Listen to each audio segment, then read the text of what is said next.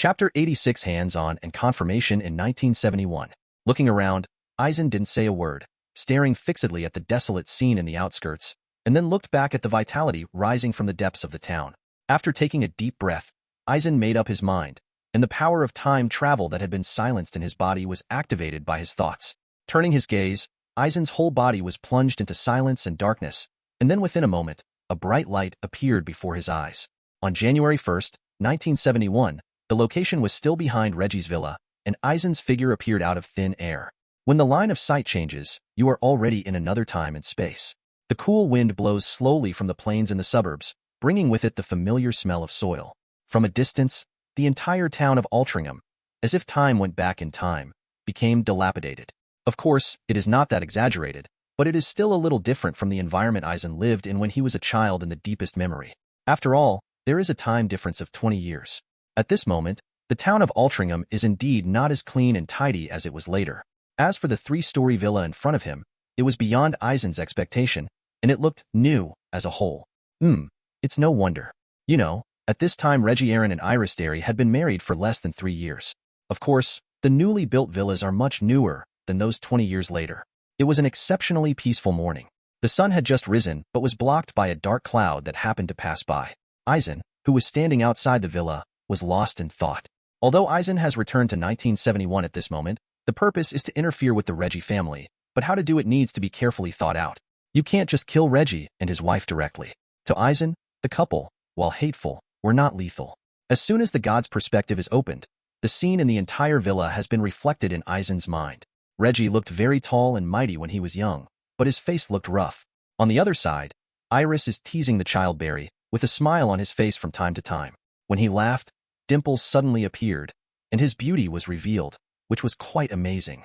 After secretly applauding, Eisen thought of a way to interfere with their family. When he was in school, the reason why Barry was strong and liked to bully others seemed to be because his mother, Iris, spoiled him too much.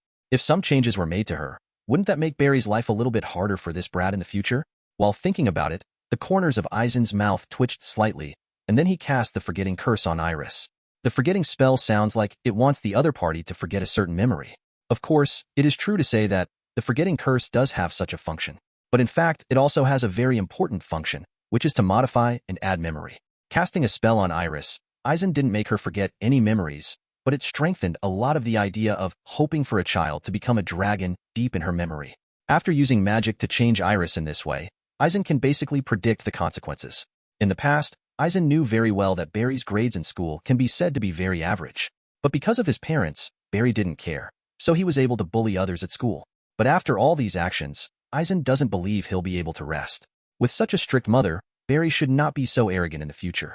Smiling, Eisen looked away and planned to go back. However, before going back, Eisen paused. He suddenly thought of a question. If Barry became a good student because of his mother's change, would he still bully others in school? If not, wouldn't it also indirectly change the trajectory of his own life? No, the risk is too great. Eisen muttered, recasting the spell to restore Iris' previous memory. Or just leave some scars on their family just like changing objects. This seems to be more straightforward. After thinking about it for a long time, Eisen found that this method seemed to be the least risky. It's just that, isn't it too much of a bully to engage in these small tricks secretly? As soon as this idea came to mind, Eisen recalled the bad attitude his family had treated other people in the town in the past. Suddenly, a sneer appeared on Eisen's face. Shameless me. Why would I care about such a small thing? If you want to blame, you can only blame them for doing too much evil.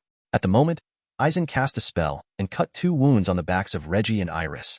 Then, before they could feel the pain, they cast spells to heal their wounds. Of course, Eisen did not completely heal the wounds on their bodies, but left 2 very obvious scars. In order to prevent them from getting rid of the scars by other means, Eisen specially protected the scars with magic. After doing these actions, Eisen took a look around, but didn't stop there, and directly activated the power in his body to return to the present world. At the end of July 1994, Eisen reappeared near Reggie's family. Changing his gaze, he returned to his own time and space again, and an inexplicable sense of security filled Eisen's heart. Maybe it's an illusion, but Eisen always feels a lot more at ease. Looking up, there are many people walking on the streets of the small town in the distance, full of fireworks as usual. As soon as the god's perspective was opened, the Reggie family's villa was reflected in his mind, and Eisen saw the Reggie couple again. Compared with 20 years ago, their image has changed greatly, and they have become much older. Judging from their skin color and hair color, they can vaguely see the shadows of their youth. Without thinking too much, the focus of the line of sight came directly to their backs, but no traces of scars were found. Apparently, what Eisen did in 1971 left no trace on them. In other words, Eisen's return to the time and space before 1972 is indeed not the past of his world, but another parallel world. So, even if you go back to the past before 1972 and make troubles with joy, you don't have to be afraid of making changes to the current history? Eisen grumbled, with a smile on his face. Smiling and shaking his head, Eisen walked slowly towards the center of the town. A few minutes later, Eisen walked across the street to a darkened building gate. There are two ribbons hanging outside the gate, one red and one blue, which look very eye-catching. In front of the ribbon stood this stand, and nailed to the shelf was a plaque reading Bunter's Store. This kind of shop in a small town will sell some commonly used items for the residents of a small town, as well as some snacks and so on. It is a place that Eisen frequented when he was a child. Hey, Eisen, long time no see. I heard that your family moved to London and opened a film and television company? After entering the door, a rough voice sounded. That's right. Old Bunter, how's the business these past few years? Eisen nodded. This is a middle-aged man in his 50s, with a beard that matches that rough voice perfectly. Maybe it was because it was already summer. He was wearing short sleeves, exposing his thick arms, giving people a sense of fierce impact. Not bad. Old Bunter smiled, opened a bottle of orange juice and handed it to Eisen. The town has developed rapidly in recent years, and the business has improved a lot. Eisen took a sip from the bottle, nodded, and said nothing. For the Muggle world, this is the world. As time goes by, the level of science and technology continues to develop, and people's living standards will naturally improve. It's just that when the internet wave hits, I don't know what direction the development of this small town will go. By the way, Eisen, are you planning to move back to the town this time? Old Bunt looked at Eisen, obviously curious why he came back suddenly. No, I'm working outside and I can't come back for the time being. Eisen shook his head. I walked around the town a few times, and I think it should be a good place to shoot a movie. Oh, do you really think so? That's really great. I hope you can give more publicity to our town in the movie. Old Bunter showed an exaggerated smile. Of course. Eisen shrugged. It's okay to shoot a movie scene. After all, it's the place where I used to live. When the time comes, just leave it to your own company to shoot. Chapter 87. Hermione's Invitation. Every now and then someone pops into the Bunt store to buy something. Old Bunter greeted him back and forth with a smile on his face. When some of them saw Eisen, they would come over to say hello in surprise, and some would come up for a chat. It can be seen that the residents living in this small town are living in peace. Eisen, I heard that you were opening up markets abroad. Didn't you go to the World Cup this year? Old Bunt asked suddenly as if he had thought of something. The World Cup? Eisen was taken aback, looking at Old Bunt in surprise. That's right. I heard from my kid that you played football well in college and almost made it to the school team. Old Bunt didn't notice the change in Eisen's eyes. Eisen was taken aback, and then realized that the other party was talking about the World Cup, not the Quidditch World Cup. I thought it was funny, but shook my head calmly. Well, I'm actually not that interested in football. Otherwise, I would definitely be in the school team, right? Besides, it seems that the England team will miss the World Cup this year, right? Well, you're right. The England team has completely degenerated. They can't even make it to the finals. It's so disappointing. The old Bunt's indignant look made Eisen quite amused. But to be honest, I don't know if it is a curse of bad luck. In the Muggle world, the England team missed the World Cup, and in the Wizarding world, the England team also missed the World Cup. This is really in the same line. After a brief chat with Old Bunt, Eisen turned and left. Time always slips away inadvertently, and before you know it, there are only a few days until the Quidditch World Cup finals. One day in mid-August, Eisen accidentally received a letter from Hermione. In addition to saying hello to Eisen during the holiday and inviting him to watch the Quidditch World Cup final, Eisen, who hadn't planned to join in the fun, suddenly felt that it would be okay to go and have a look. Moreover, it is said that there will be more than 100,000 wizards watching the Quidditch World Cup finals. To be honest, since Eisen stepped into the wizarding world, he has seen hundreds or thousands of wizards at most, and they met at different times. Meeting more than 100,000 wizards at once, Eisen suddenly wondered how spectacular the scene was. So, sometime before the start of the game, Eisen specially booked a ticket. Early this morning, Eisen walked through the fireplace to an entrance to the official Quidditch World Cup. After the oppressive feeling of teleportation disappeared, Eisen's vision changed, and he came to a swamp that looked particularly desolate and shrouded in mist. Because the sky is not yet bright, there is still a little darkness all around. Surprisingly, perhaps because the moon is still hanging alone in the sky, the figures walking and going in this field can be seen relatively clearly. Looking back, I saw a black forest in the distance, and some figures appeared out of thin air from time to time. Some of them were dressed in various wizarding robes, while others were simply dressed in Muggle clothes. Shrugging his shoulders, he followed the flow of people to the field, and he could see a corner of the field beyond sight, crowded with all kinds of colorful tints. If Eisen saw such a tint in the Muggle world, he would definitely think that it was for homeless people. But here, it is obvious that the traceless stretching spell was cast inside those tints, and the space inside is astonishingly large. In front of those crowded tints stood a stone house, and at the door of the stone house stood a man who seemed to be Mr. Roberts, the caretaker of the venue. The bludger and the quaffle must be checked again. A figure was talking loudly. Forget everything. A wizard in bloomers descended from the sky, landed on the door of the stone house, and directly cast a forgetting curse on the groundskeeper. Shaking his head, Eisen walked towards where the tints were gathered. Looking at all kinds of tints, Eisen couldn't help feeling a little bit. Magic is so convenient. However, looking at the appearance of these tints, Eisen's expression became a little strange. Some wizards try to make their tints as similar as possible to Muggle tints, but add chimneys and bell ropes on the outside to make it even more nondescript. And some tints use a lot of striped silk in an exaggerated way, and even have a few peacocks tied to the door. In particular, Eisen also saw a tint that was actually made into a 4-story building, which seemed extraordinarily exaggerated. At the end, near the woods, there was an open space on which 2 extremely simple tints were set up. Judging from the style of these 2 tints, it seems... It's you. Good morning, Eisen. A half-bald head poked out from behind the tint, saw Eisen and waved hello. Arthur, what are you doing?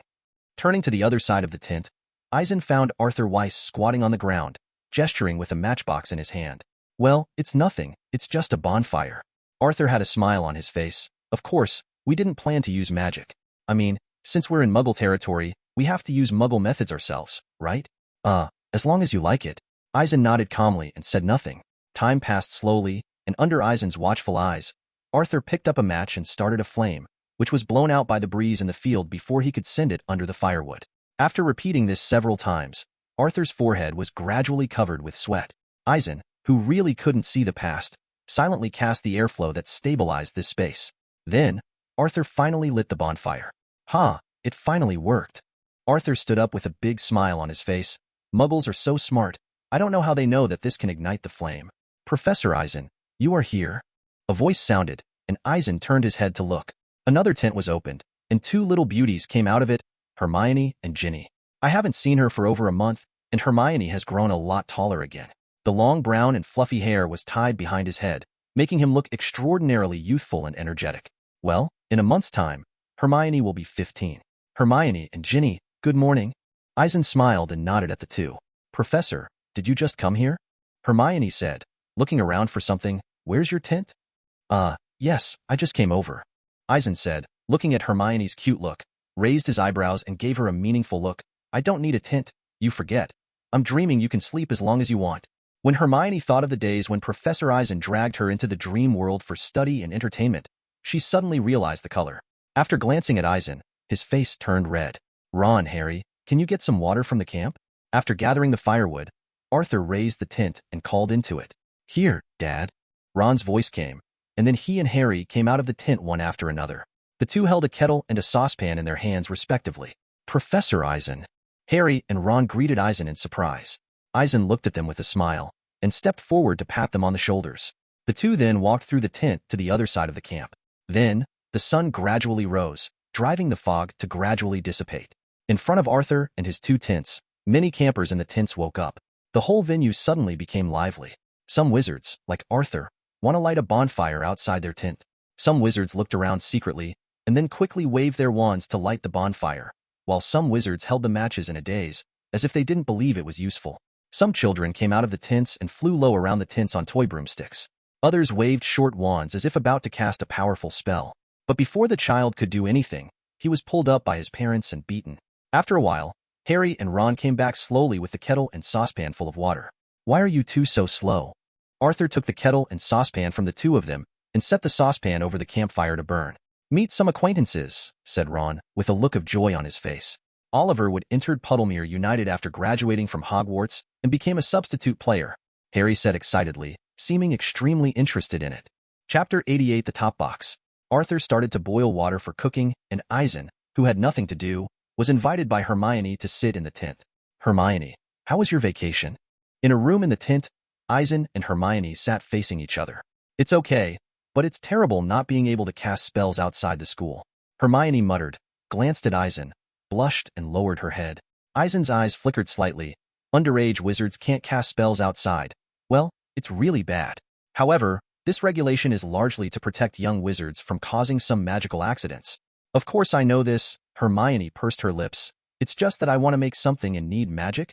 I don't know if it was an illusion, but when he saw Hermione again, Eisen found that Hermione's attitude towards him was much closer. It's not intimacy. It just seems to be more defenseless towards him. After some chatting, Hermione's vacation life was just as Eisen guessed, completing her homework and reviewing homework for the next school year, and her life was extremely regular. However, a few days ago, the Ron family invited Hermione to watch the Quidditch World Cup. So Hermione went to Ron's to stay with Ginny for a few days. As for Hermione, she also invited him after thinking of Eisen. What? A curious look appeared on Eisen's face. Could it be that Hermione's mastery attribute is going to be used in alchemy? That's a pair of double-sided mirrors. Hermione felt a little embarrassed when she saw Eisen's expression. Double-sided mirror.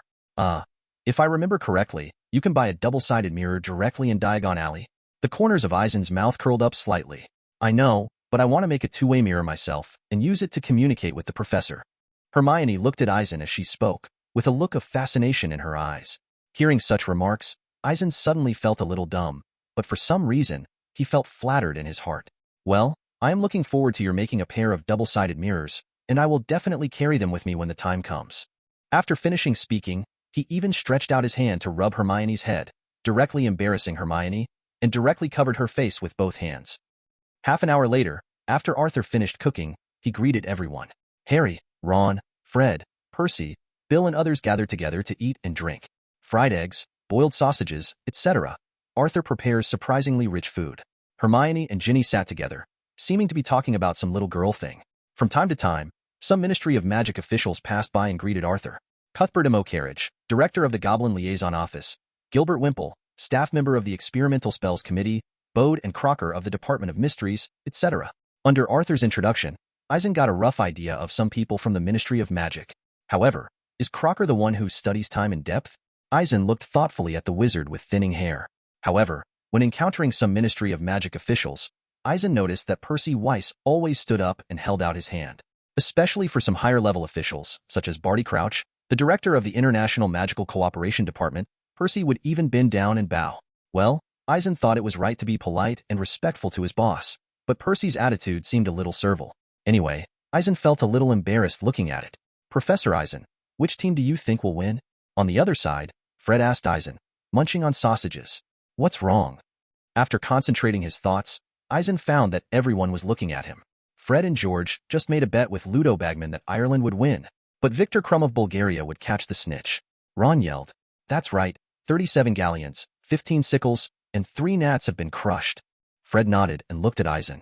"That's our savings for a long time," George said in a low voice. "Awesome." After a dark thought, Eisen looked contemplative, as if he was thinking about which team could win. But in fact, he was digging the results of this Quidditch match from the depths of his memory. Eisen pondered. Gradually a strange look appeared on his face. If the memory of the previous life is correct, it seems that the Irish team really won the victory, and the golden snitch was indeed caught by Clum of the Bulgarian team. Did Fred and George really guess right? Well, I agree with Fred and George. The Irish team will win, and Crumb will catch the snitch. Eisen said slowly, raising his eyebrows. What is this called? Heroes see the same thing. Fred and George laughed and cheered. Professor Eisen, do you think so? Ron looked at Eisen in surprise, as if he didn't understand why Eisen thought so. Seeing Ron's attitude, Eisen immediately understood. Looks like Ron is still Crumb's fanboy. Well, a Quidditch match is a 7-player match, not a one-man show, is it? Eisen said flatly to Ron. After the meal, everyone started to wander around the camp. Perhaps it was the time of the Quidditch World Cup. So many vendors came to the camp, making the little wizards have a good time shopping. It could be seen that everyone was laughing, and the gathered excitement pervaded the entire camp. After dusk, night shrouded the entire camp like a curtain. A little bit of starlight flickered in the sky, bringing a glimmer of light. At this time, all the wizards forgot to disguise, and they used all kinds of magic to decorate their tents. "I've been saving my pocket money all summer for this," Ron said as he purchased a green top hat with shamrocks flying in the wind, a green rose badge, and a Bulgarian-looking ball hand Crumb statuette. Harry's attention, on the other hand, was placed in front of a small vendor lined with panoramic binoculars. According to the peddler, this panoramic telescope can not only replay the picture in slow motion, but also flash through the game for analysis. Eisen suddenly felt that this thing is very similar to VAR video assistant referee. With a wave of his hand, Harry bought 3 panoramic binoculars and gave one to Ron and Hermione respectively. And Hermione bought a lot of game instruction manuals, and everyone, including Eisen, gave a copy. A burst of gongs and drums sounded suddenly, and densely packed colorful lanterns suddenly lit up on the trees, illuminating the road leading to the arena. "Ha, the time is almost up, let's go in quickly." Arthur Weiss came to greet everyone and walked to the arena. Excited cheers sounded around, and the flow of people rushed towards the field. When Eisen came out from the other side of the woods, he saw a huge stadium. After checking the tickets from the wizard of the Ministry of Magic at the entrance, everyone walked up the stairs all the way to a box on the top floor. The box is located at the highest point of the gymnasium. At a glance, you can find the tall golden goalposts not far away. On the other side, there was a pitch-black panel hanging out of nowhere, and some glowing words flashed on it from time to time, and then disappeared. This is an ad for the Quidditch World Cup. Obviously, whether it is the Muggle world or the Wizarding world, some shrewd businessmen will place advertisements on the field. "Dobby," said a surprised voice. Eisen turned his head and found Harry looking back at the back row of the box with a surprised expression on his face. Following Harry's line of sight, a small figure appeared in front of him. It was a house elf. Obviously, Harry was wrong. This should be Winky the house elf. Well, if nothing else, it should be narrated by Barty Crouch Jr. It's just covered by the cloak of invisibility. To say that Barty Crouch Jr. is also an awesome character. He's been imprisoned at home by Dad since he was replaced by his mother from Azkaban with Polyjuice Potion. Even in order to prevent him from running around, his father put an imperious curse on him to control him. But because of the house elf Winky's plea, old Barty Crouch relented and allowed him to come here to watch a Quidditch World Cup. As a result, Barty Crouch Jr. got rid of the control of the imperious curse, not only secretly got Harry's wand, but also cast the Dark Mark. Of course, that's what happened without Eisen's involvement. As for now, the corner of Eisen's mouth curled up slightly, and he glanced unobtrusively at the side of the house elf shining. Chapter 89 Competition. With some thoughts in mind, Eisen sat in his seat and meditated. In fact, for Eisen, it was very easy to go straight to the back and uncover the invisibility cloak on Barty Crouch Jr., not to mention that he didn't carry a magic wand. Even if he had one, with Eisen's strength, he could play with it in applause. So, should Eisen meddle in his own business and get Barty Crouch Jr. out? If Eisen is indifferent, then Barty Crouch Jr. will definitely do something in the future. But whether he could meet Voldemort again was not certain. After all, Voldemort would not have been able to be resurrected without the help of Peter Pettigrew. In this case, it's no big deal for Barty Crouch Jr. to mess up. If Eisen had brought out Barty Crouch Jr., the consequences would have been predictable. Right now, he must have no chance to cast the Dark Mark towards the sky. Of course, it is estimated that Barty Crouch Sr. will be completely ruined afterwards. "That's the house elf?" Ron asked softly. "They're weird ones, aren't they?" "Dobby is even weirder," Harry said affectionately. As soon as he calmed down, Eisen saw the two of them sitting upright in their seats, holding a panoramic telescope in their hands and starting to adjust it. Apparently, the conversation between Harry and the house elf Winky is complete. "By the way, Harry, isn't Sirius here?" As if thinking of something, Eisen suddenly looked at Harry. "Well, we wrote to invite Sirius, but Sirius said he has something very important to do." Ron explained hastily. "Yes, he said he would be very busy this summer." Harry nodded. Eisen nodded calmly and said nothing more.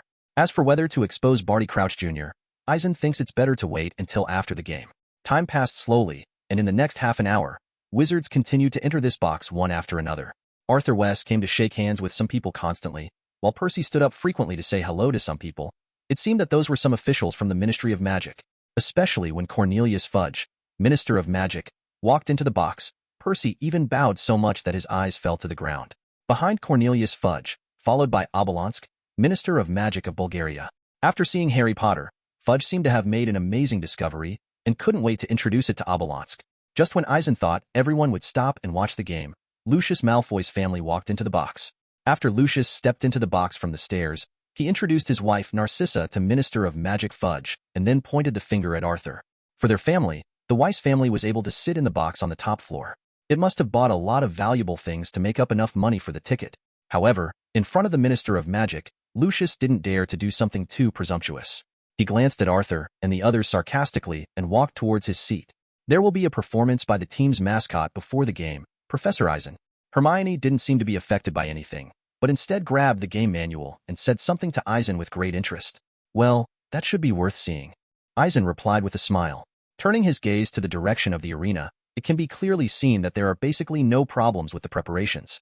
Then, Ludo Bagman, director of the Department of Magical Sports, rushed into the box. Is everyone ready? Ludo Bagman said, and then looked at Cornelius Fudge. Minister, can we start? Just start as you said, Ludo. Fudge smiled and nodded at the other party. Ahem, the voice is loud. Ludo pulled out his wand and pointed to his throat, and then the voice spread to every corner of the stands. The 422nd Quidditch World Cup Finals has officially begun. However, the mascots of the Irish and Bulgarian teams still have to perform before the official game starts. Vela, Arthur West's surprised voice rang out. Eisen followed the prestige, with a look of surprise on his face. 100 beautiful, over-the-top women danced in the arena. Their skin glowed softly, and their hair flowed back from their heads. An invisible fluctuation enveloped Eisen's heart, as if trying to grasp Eisen's heartbeat, firmly attracting Eisen's gaze. The power accumulated in the dream world jumped slightly, and the feeling of confusing the soul dissipated immediately. Eisen's eyes flickered suddenly. Turning his head to glance, Eisen found that many people in the box were addicted to it. Even Ron and Harry are the same. Professor Eisen, Hermione's slightly anxious voice sounded, and after seeing the calm expression on Eisen's face, she showed a gleam of joy. Look at Harry. What's wrong with him? What else can I do? Of course I was tempted by Vela. Thinking that he was almost immersed in it before, Eisen frowned. Fortunately, the dream world he opened up with the Oniroi curse is powerful enough. Not only immune to legilimency and the forgetting curse, it seems that he can also be immune to the temptation of Vela. However, I have to say that the appearance of those Vela is indeed amazing enough. It is not a species at all with humans. After the music stopped, the Vela exited. It's okay, they were seduced by Vela. Eisen said and waved his hand. 2 silver lights suddenly appeared, and then drilled into the heads of Harry and Ron like lightning. Afterwards, Harry, with one leg resting on the wall of the box, and Ron, who was in a diving position, suddenly woke up with a jolt. Before Hermione could say anything, there was a loud roar in the gymnasium. Obviously, most of the wizards in the stands were charmed. They didn't want the Vela to leave, so they roared angrily. When Harry and Ron came back to their senses, there seemed to be some disappointment on their faces. Ron even tore the shamrock off the hat. You'll need it after the Irish show. Arthur snatched Ron's hat away with a smile. Hermione smacked her lips loudly, glanced at Harry and Ron, then slid closer to Eisen. Next, under the commentary of Ludo, the mascot of the Irish team appeared. They were a race of Irish leprechauns, and each leprechaun carried a little gold or green lamp. These Irish leprechauns formed the shape of shamrocks and flew around the stands, causing people to scream. However, what made Eisen even more weird was that they actually dropped coins towards the stands. Not only Arthur, Ron, but even Hermione got under the seat and picked up a handful of gold coins. After the mascot show, Quidditch players from the Irish and Bulgarian teams entered the arena. Afterwards, Hassan Mustafa, chairman of the International Quidditch Federation, acted as the referee. After blowing his whistle, the game officially began. The trio held panoramic binoculars and looked towards the court, while Eisen directly opened the god's perspective, and he was able to reflect the entire court in his mind. At the start of the game, Mallet of the Irish national Quidditch team passed the quaffle to Troya, then to Moran, then to Dimitrov, and then to Mallet. After observing for a while, Eisen knew that he had underestimated the intensity of the national-level Quidditch competition. Eisen's reaction speed far exceeds that of ordinary wizards, so he can clearly see the traces of each player flying in the sky from the perspective of God. But judging from the skills and speed shown in this game, their level is by no means what the young wizards of Hogwarts can achieve. Earlier, when the England team lost to Transylvania by a big score, Eisen thought that if Harry and the others went up to the game, they would all score more than 10 points. But looking at it now, Eisen had to admit that Harry's level was still far behind. Troya scored. Ludo Bagman's loud voice suddenly sounded. 10 o'clock, the Irish team leads. Cheers erupted from the stands, and even Ron and Hermione couldn't help cheering. They jumped up and down excitedly, waving their arms constantly. Eisen couldn't help but feel that it was just a goal, and the atmosphere of the whole stadium suddenly became extremely intense. As the match continued, Eisen's heart beat a little faster as he watched the Quidditch players flying up and down the field. The players of the Irish team cooperated seamlessly and had a perfect understanding. In just a few minutes, he quickly scored 2 more goals.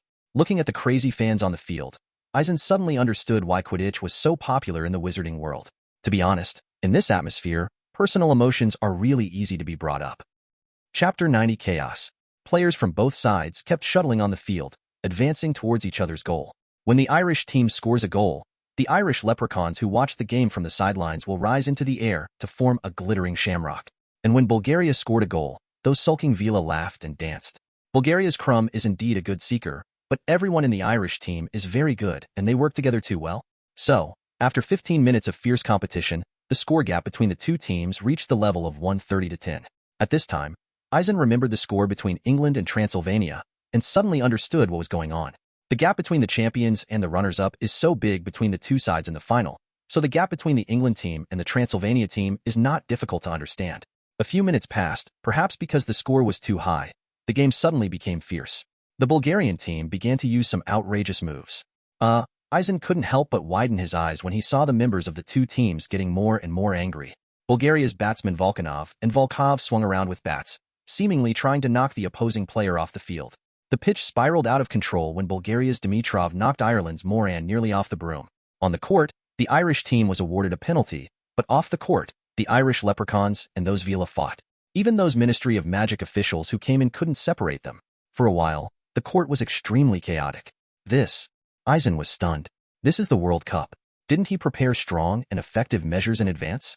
The game continued. Ireland scored 2 more goals after free throws, and then the snitch was spotted by the seekers of both teams.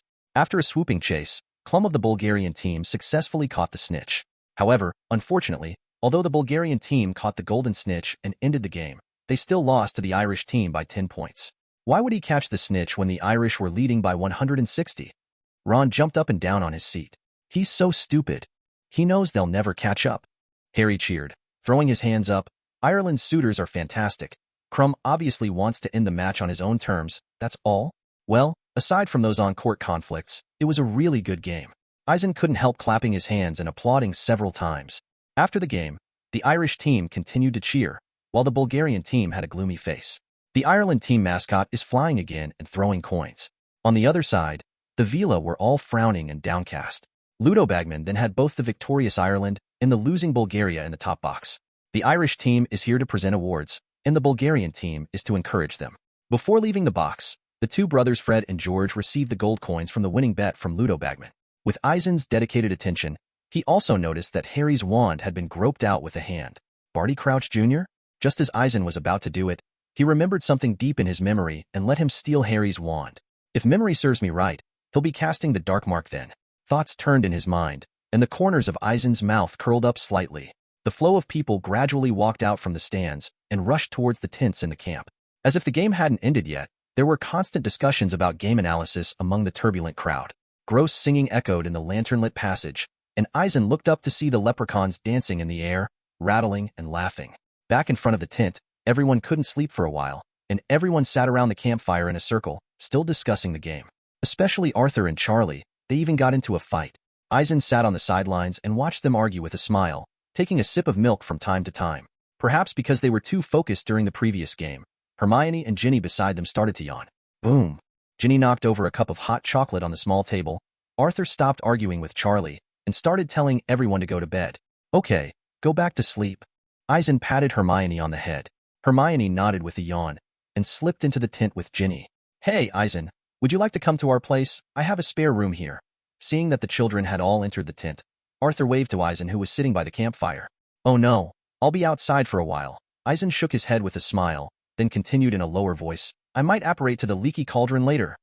Are you going to continue listening to the Irish team celebrating their victory? Arthur pointed to the other side of the camp, and then gave Eisen a wacky smile. There were singing and impacting sounds, echoing in the night sky for a long time. Although the fiery atmosphere could still be heard, but after it quieted down, it felt annoying. Bang bang. Get out of there. Go away. The victory singing stopped, but a sudden noise came from the other side of the woods. Arthur's face changed, and after glancing into the distance, he hurried into the tent. Eisen's face turned serious, and the god's perspective opened, covering the entire camp and reflecting it in his mind. Get up. Ron. Harry. Come on, get up, it's an emergency. Arthur's exclamation sounded. Then Charlie, Percy, Harry, Ron, Hermione, Ginny and others got out of the tent one after another. The crowd was running, gradually rushing towards one direction of the woods, as if they were avoiding something.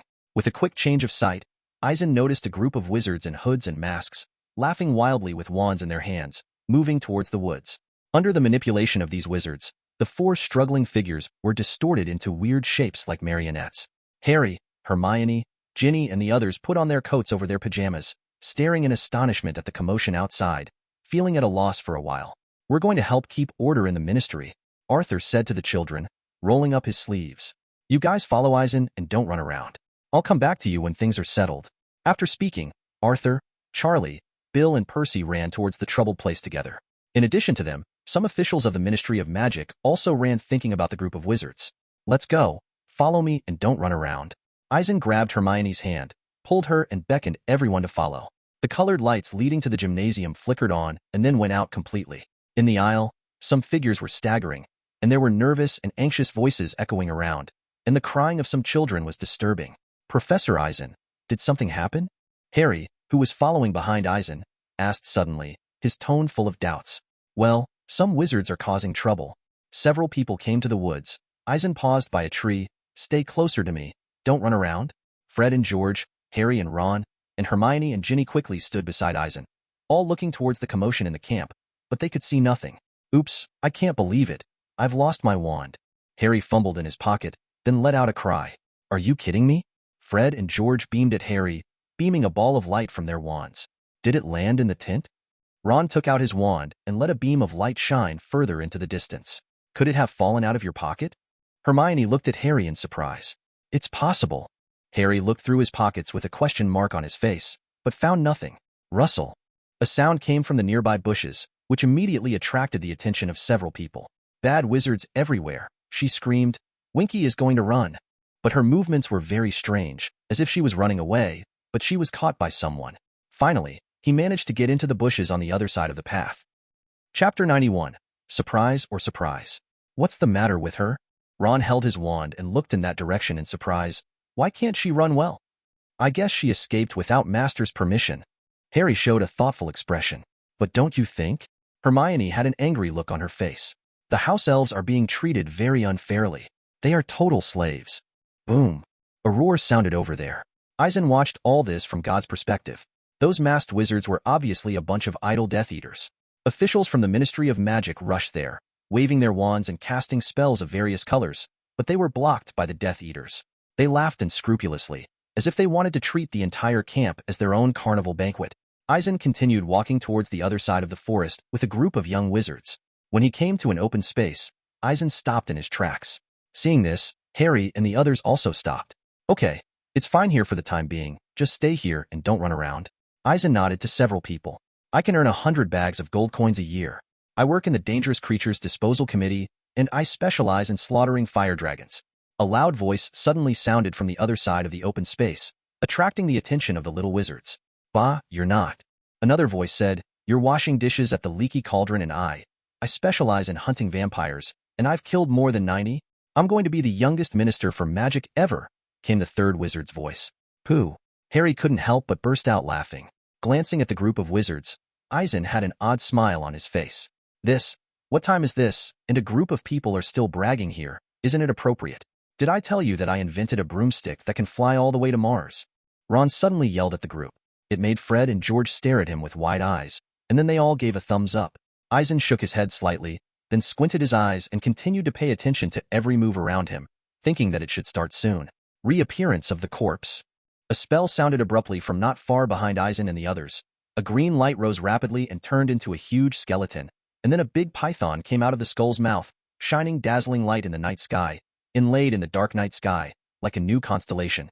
What is that? Harry said in surprise. Suddenly there were bursts of screams around, as if everyone understood what those things were.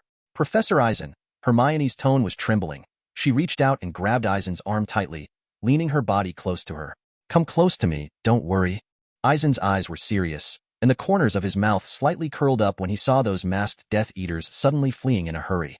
After pulling out his wand, from the perspective of God, Eisen clearly felt that an invisible wind formed rapidly with the fluctuation of Eisen's thoughts, and then surrounded the group of Death Eaters.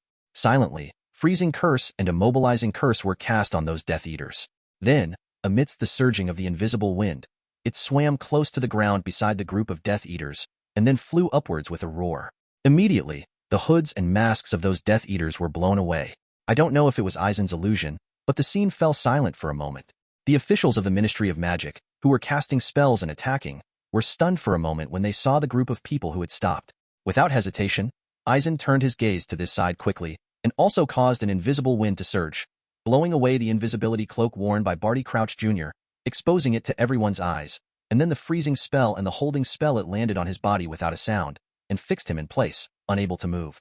In the change of sight, Eisen saw Lucius Malfoy, who was posing on the other side of the camp, looked at the panicked expression on his face, and then saw Barty Crouch Jr., who was also shocked here. Afterwards, with a smile on Eisen's face, he thought to himself, asking if you were surprised or not. In sight, the officials of the Ministry of Magic approached the wizard who was frozen and had already revealed his figure. When they saw the appearance of those wizards, they all showed unbelievable shock.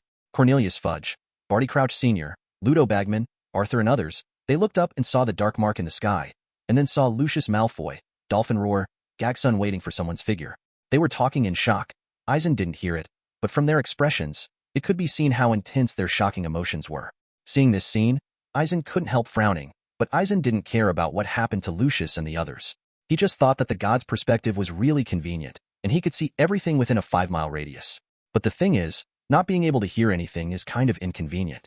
At that time, develop a new spell like super hearing, or create a similar magic item. Hermione, Ron, Fred and George, they took out their wands and looked around warily. Perhaps because of Eisen, they didn't run around in panic. A moment later, under Eisen's sight, Minister of Magic Cornelius Fudge waved his hand, and then several wizards waved their wands and cast spells to tie up Lucius and other Death Eaters and take them away. Then, they turned around and ran towards Eisen with a dozen or so wizards. Professor Eisen, Harry's face was uncertain. What's going on? Who is he? Did he kill Winky the house elf? Ron, Hermione, Fred and George also looked at the immobilized Barty Crouch Jr. In addition to the figure of Barty Crouch Jr., lying beside him was a short figure, which was the house elf Winky. Dark mark. Harry. Hermione moaned, clutching Eisen's arm. Watching Harry, he cast you-know-whose symbol. Look at his other arm. Eisen glanced over and saw that after the invisibility cloak of Barty Crouch Jr. was blown away, his left arm was also exposed, and the dark mark on it was clearly visible.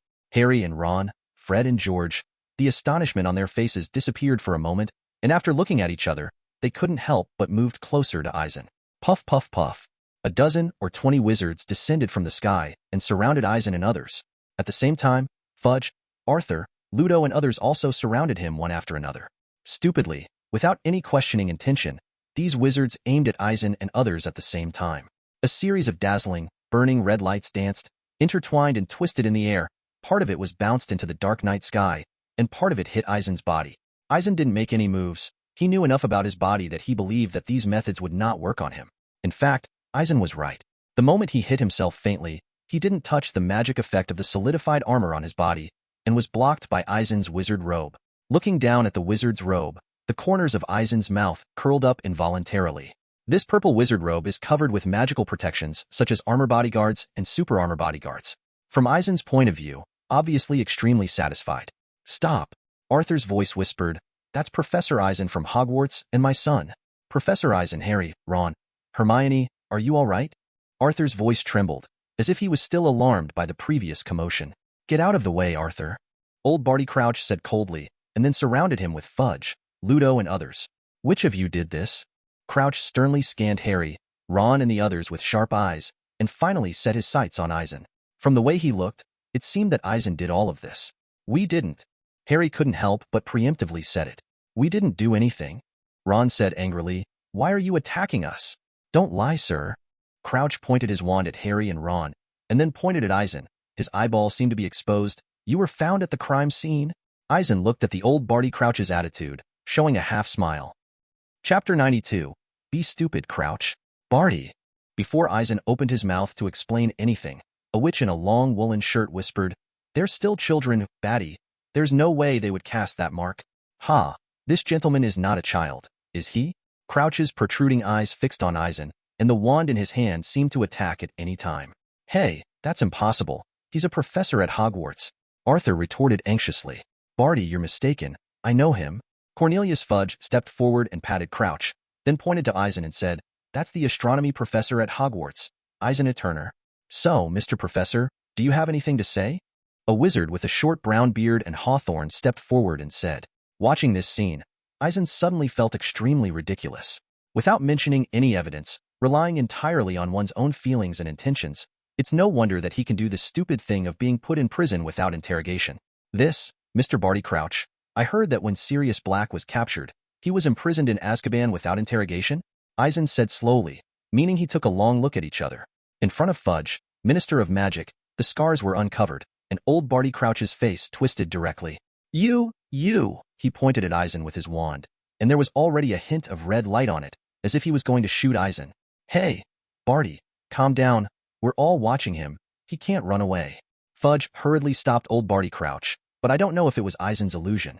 A smile. Looking at other people, many people's faces twisted. Papa.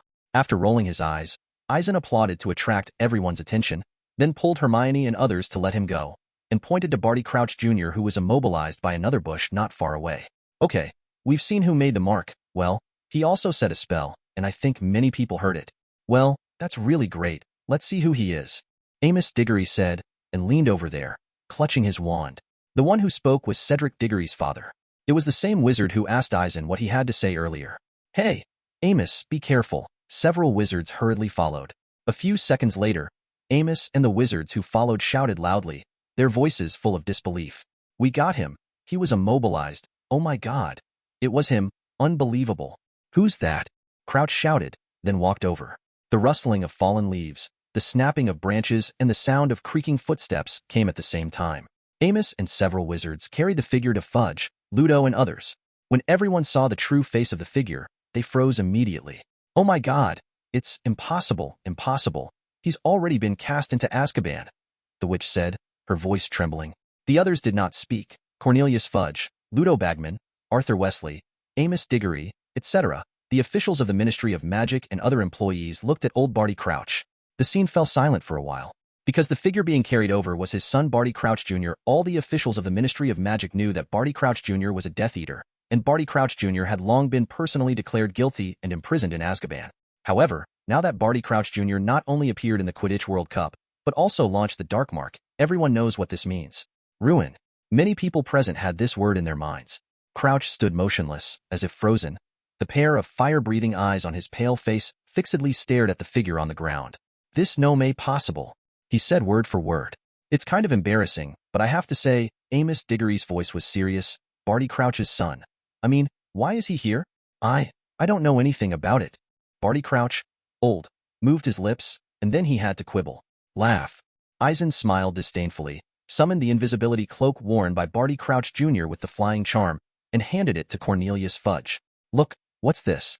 He was wearing an invisibility cloak earlier. Eisen pointed to everyone. This, Professor Eisen. What do you want to say? Amos looked over in surprise. House Elf Winky. A flash of inspiration flashed in Harry's mind, and he blurted out a sentence as if he had thought of something. What happened to the House Elf Winky? Everyone looked over, and Ron couldn't help asking. Winky the House Elf? He already occupied a seat in the box before the game. Have you forgotten? He is wearing the invisibility cloak, next to Winky the House Elf. Harry thought quickly, and glanced at Fudge and Ludo, and then told the truth of the matter at once. When she was running just now, someone grabbed her. Because she was wearing an invisibility cloak, we couldn't see him. Ron exclaimed, with a look of sudden realization on his face. Cornelius Fudge, Ludo Bagman, and Amos Diggory were all taken aback when they heard Harry's words, and then they thought of something. Their expressions changed slightly, and they all looked at old Barty Crouch. Even the other wizards of the Ministry of Magic vaguely pointed their wands at old Barty Crouch. For a moment, old Barty Crouch's complexion became extremely difficult to look at. He twisted his face, opened his mouth but didn't know what to say. Obviously, such an unexpected encounter directly hit old Barty Crouch's weakness and made him sit on the wax. Barty, you. After a moment of silence, Cornelius Fudge spoke. I know, old Barty Crouch interrupted Fudge bluntly. I am fully aware that according to the general procedure, I will be brought to the ministry by you for interrogation. Barty Crouch and his son were finally taken away by wizards from the Ministry of Magic. The woods were completely quiet. This kind of experience, Fred breathed a little short of breath. It's really great. George said what he hadn't finished. After experiencing some turmoil, the eyes of the twin brothers Weiss came to light. It seems to enjoy the previous wonderful experience. By the way, Professor Eisen, where's the house elf Winky? After the incident, Hermione suddenly thought of something and looked at Eisen quickly. Maybe it's around. You can look for it. Eisen said slowly while pondering. Harry, is that your wand? Ron pointed to the fallen wand on the ground. It's really my wand. Harry picked up the wand with a dazed expression. It seems that your wand was not lost in the tent, or lost on the road, but was stolen by that guy when it was in the box. Ron put his arm around Harry's shoulder, with a look on his face, I see, expression. Glancing around and observing the surroundings of the camp from the perspective of God, Eisen found that the riots had tended to subside. While searching for the house elf Winky with Harry and Ron, Eisen heard wizards discussing the chaos they had seen from time to time. The appearance of the Dark Mark made many people panic, but some bold wizards were still discussing whether Voldemort was about to reappear. Of course, in addition to discussing this, more wizards are admiring how fast and effective the Ministry of Magic's actions are. After all, many people saw that it was the Minister of Magic, Cornelius Fudge, who led a group of people to arrest those troublesome wizards. Hearing such a discussion, Eisen shook his head helplessly.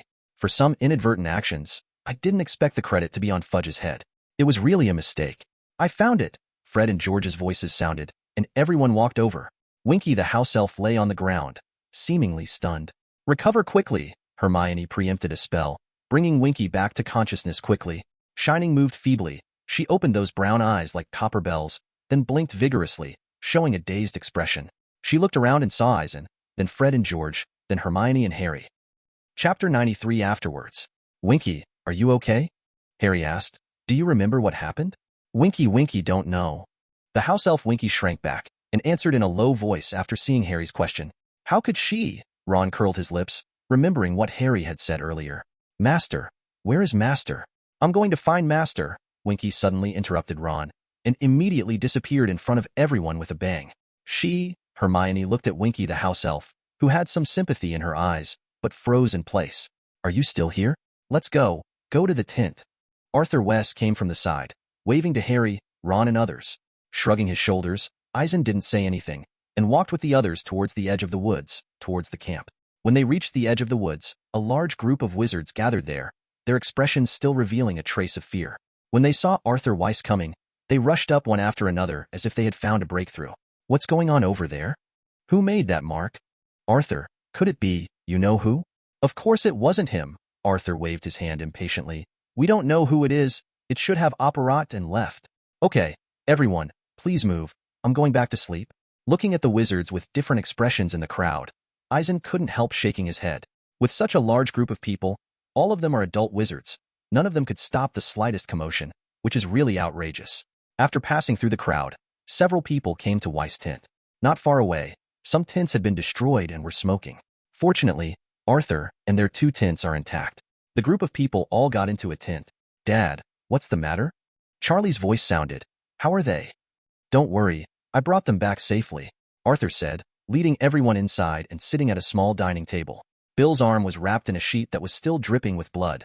Charlie's shirt was torn wide, and Percy's nosebleed was still coming out. Looking at the 3 in surprise, Eisen took out his wand and waved it. Streaks of white light poured into the bodies of the 3 of them, and then their injuries were completely recovered. Oh, thank you, Professor Eisen. Charlie and the others thanked Eisen with a smile. You're too polite. Eisen smiled and shook his head. Did you catch them? Dad. Bill tore off the sheet from his arms and asked impatiently, the ones who made that mark?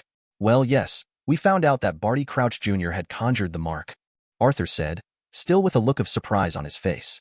Junior Barty Crouch? Charlie, Bill, and Percy exclaimed almost in unison. Sitting next to Hermione and Ginny, Eisen watched as Arthur, with the help of Harry, Ron, and Fred and George, went through the whole thing. After they finished talking, everyone realized that Percy's face had completely darkened. He was panting heavily, as if he was sick, and anger appeared in his eyes. Mr. Crouch, how could he? Percy's voice trembled, probably in disbelief that such a thing could happen. It has nothing to do with his son doing something like that? Ron muttered. No, Arthur mused and shook his head, then said something slowly. After Arthur finished speaking, everyone except Eisen froze. Percy in particular, Eisen noticed, not only looked blank, but pale. Dad, are you saying that Barty Crouch personally tried his son and imprisoned him in Azkaban? Fred and George looked at each other, and then said in amazement, then why? Barty Crouch must have let his son out privately. Ron curled his lips in disdain when he heard what Fred and George said after recovering. Well, this matter needs further interrogation by the Ministry of Magic to know the truth. Arthur waved his hand, and then said something cautiously. Harry and Hermione, they stared, not knowing what to say for a moment. Fred and George pushed Ron's arm, then pointed to Percy beside him. Then, everyone noticed that Percy's face was particularly ugly. Hey, Percy, listen to me. Arthur saw his son's appearance, of course, but just as he was about to say something to comfort him, he just stood up and turned around and entered the room. I'm going to sleep. After leaving a hoarse voice, Percy disappeared in front of several people. It's a big blow to him. Ron twitched. You don't know, he always said, what's wrong with Mr. Crouch? and Crouch made a big mistake. He must not be able to stand it anymore. Ron's right. Fred and George gave Ron a thumbs up. By the way, what are those masked people trying to do? Harry suddenly asked suspiciously. They got the Roberts family suspended in midair? I mean, is there any point in that? Significant? No, that doesn't make any sense. Arthur gave a dry laugh. It's just that when you know who was in power, they killed muggles for fun, and I think it's the same today. Then they were unlucky enough to be caught all at once, weren't they? Ron said, the excitement gradually spreading on his face. Remember the Malfoy family in the box? I bet Della Malfoy's father is one of those masked lunatics. His father used to be very friendly with, you know. Ron, you guessed right. Charlie looked at Ron in surprise and nodded slowly. Ah, Della Malfoy's father really. Ron didn't think he'd hit the spot. Not only Ron, but even Harry, Hermione, Fred, and George also showed surprised expressions. There was a gust of wind that took the hoods and masks off them and held them in place. Like Barty Crouch Jr., and then we found out that Lucius Malfoy was in there too. Arthur said softly. Whose method is that? Fred asked in surprise. I don't know. The situation was very chaotic at that time. Those masked lunatics shot a lot of spells around them, and then they were suddenly attacked by a gust of wind. When we looked again, they were frozen. Arthur shook his head. His brows tightened, wrinkled, seems to be thinking about it too. Never mind who did it. But he did you a great favor, didn't he? Ron reached out and patted the table. Otherwise, Delaco's dad would have run away. You're right, Arthur nodded, with a troubled look on his face. However, with such a thing happening in the Quidditch World Cup finals, the Ministry will probably be busy for a while. Dad, old Barty Crouch was interrogated. Will he be imprisoned in Azkaban? Ron suddenly changed the subject and asked Barty Crouch. This requires further interrogation by the Ministry. Why are you asking? Arthur shook his head slightly. I mean, Percy, is he going to be expelled from the Ministry? Ron curled his lips. Everyone knows he sucks up to old Barty Crouch all day. Percy might be investigated, but I'm sure he'll be fine. Arthur said with a sigh, a look of uneasiness in his eyes. Looking at the crowd sitting around the table, Eisen didn't show any strange expression. How to say? In fact, thanks to him making the move. Otherwise, as in the original plot, the matter went up for a long time, and in the end, all the murderers ran away. In that case, the Ministry of Magic would definitely be a joke. Now, despite what happened after the Quidditch World Cup final. But fortunately, the Ministry of Magic also wiped out all the troublemakers. Although the incident caused an uproar and made many people feel thrilled, now maybe more people will praise the high efficiency of the Ministry of Magic. After all, the people from the Ministry of Magic caught a bunch of troublemakers on the spot. Therefore, Eisen could predict that in this matter, everyone should not criticize the Ministry of Magic one-sidedly. Chapter 94 Influence. Well, it's getting late. Arthur stood up and clapped his hands and said to the crowd, if your mother hears about this, she will be worried as hell. Let's hurry up and sleep for a few hours, and then get the Porky leave here. Harry, Ron, Hermione, and Ginny returned to their respective tent rooms to rest. As for Eisen, after saying hello to a few people, he returned to his secret base in Antarctica invisibly. Lying in the bedroom, Eisen fell into a deep sleep. Time passed inadvertently, and the development of the next thing was basically the same as Eisen expected. The next day, Eisen went to the Leaky Cauldron. From what some wizards were discussing in the pub, what happened after the Quidditch World Cup final had spread. Of course, the most important thing is that the ins and outs of the whole thing have basically been explained clearly in the Daily Prophet. The headline horror at the Quidditch World Cup final filled a whole page. It was accompanied by a large and clear picture, the dark mark hanging from the treetops. The content of the article is nothing more than shocking. Barty Crouch Jr., who had already been imprisoned in Azkaban by Barty Crouch, actually issued the dark mark at the Quidditch World Cup. The first half of the article is all about the serious consequences and impacts of Barty Crouch Jr.'s actions, etc. The second half of the article changes the topic to how Barty Crouch Jr. was secretly released by his father. The content on the second page of the newspaper also caused an uproar, because it clearly stated how Lucius Malfoy, Dolphin Roar, and other pureblood wizards turned into Death Eaters to cruelly bully a family of muggles. Originally, Barty Crouch Jr. and Lucius and the others could both be on the front page of the Daily Prophet. But when things got together, Lucius and the others were put on the second page. But it has to be said that even so, the fact that Lucius and other pureblood family wizards are Death Eaters also caused a lot of trouble. Since the incident broke out very suddenly, and the person who caused the disturbance was arrested, the evidence is very clear. So the Ministry of Magic has no intention of making peace. Eisen can draw some obvious conclusions just from the information in the newspaper. That is, the Ministry of Magic directly revoked Barty Crouch's post as director of the Department of International Magical Cooperation. Not only that, he and his son Barty Crouch Jr. will also be tried publicly on October 1st. Of course, in addition to these two people, Lucius Malfoy, Dolphin Roar, Gagson and others will also be tried on that day. In the past, Lucius Malfoy quickly betrayed Voldemort after Voldemort's downfall and escaped punishment from the Ministry of Magic on the grounds that he was under the Imperius curse. But this time, he wouldn't try to fool the Ministry of Magic again. You know, Cornelius Fudge greeted Lucius intimately in the box on the top floor of the gymnasium. Lucius donated a lot of money to St. Mungo's Hospital for magical injuries and wounds, which made Fudge very happy.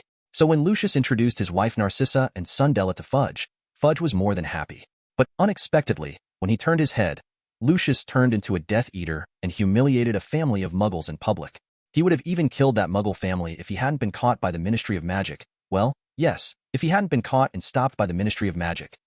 When Eisen saw in the newspaper that Lucius and others would be tried together with Barty Crouch and his son, he basically guessed what Fudge was thinking.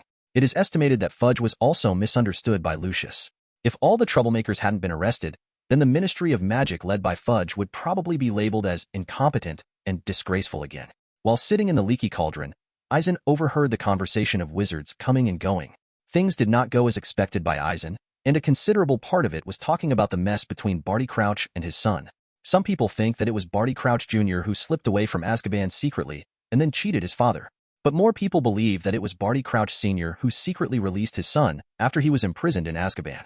In the quarrel between the two parties, the latter's point of view finally prevailed.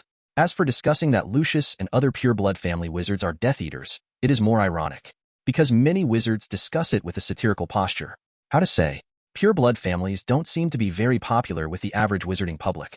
However, to Eisen's surprise, even Arthur Weiss was involved in the matter. Some of the things reported in the newspaper were exaggerated. Judging from the style, it should have been written by that woman, Rita Skeeter. There is an interesting passage written above. Those wizards panicked and waited with bated breath for news by the edge of the woods, hoping to be comforted by the Ministry of Magic. Regrettably, they were greatly disappointed. Shortly after the appearance of the Dark Mark, a Ministry of Magic official showed up and declared that no one had been harmed, but declined to say more. Would his words be enough to quell the uproar that a few bodies were being brought out of the woods an hour later? Rumors remained to be observed.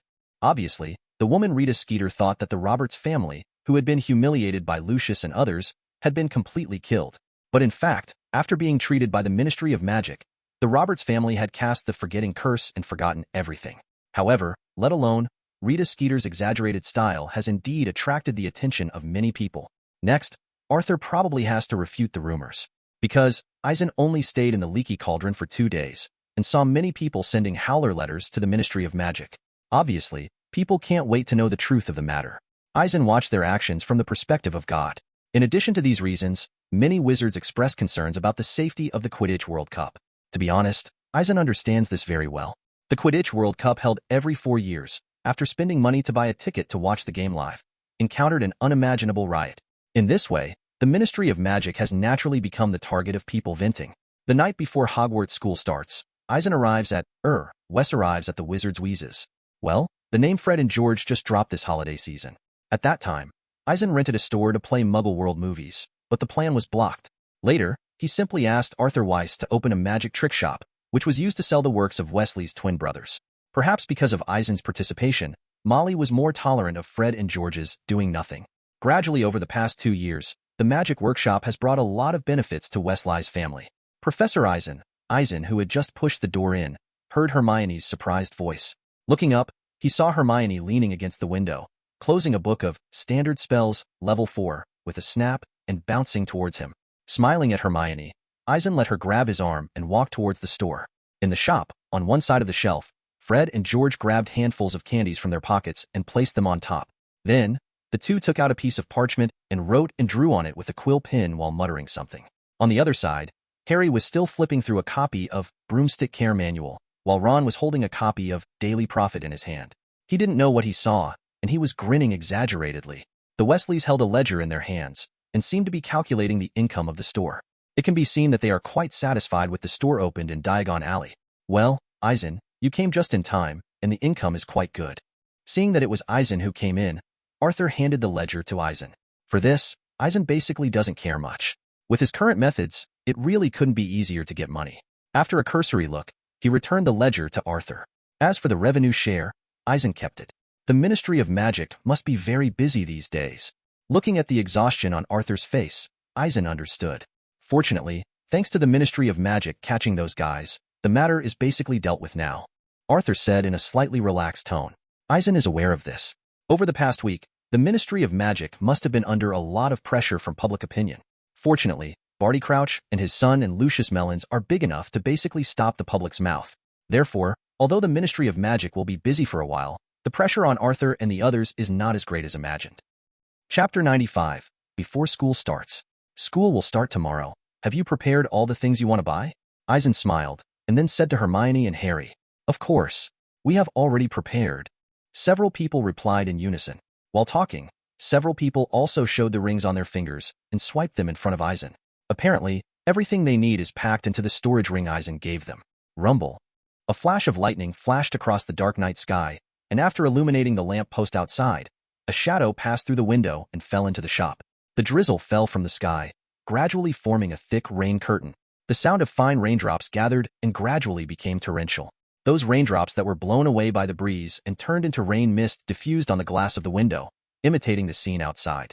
At around 10 o'clock in the evening, Wes came to the magic wheezes to close, and Eisen said goodbye to them and left alone.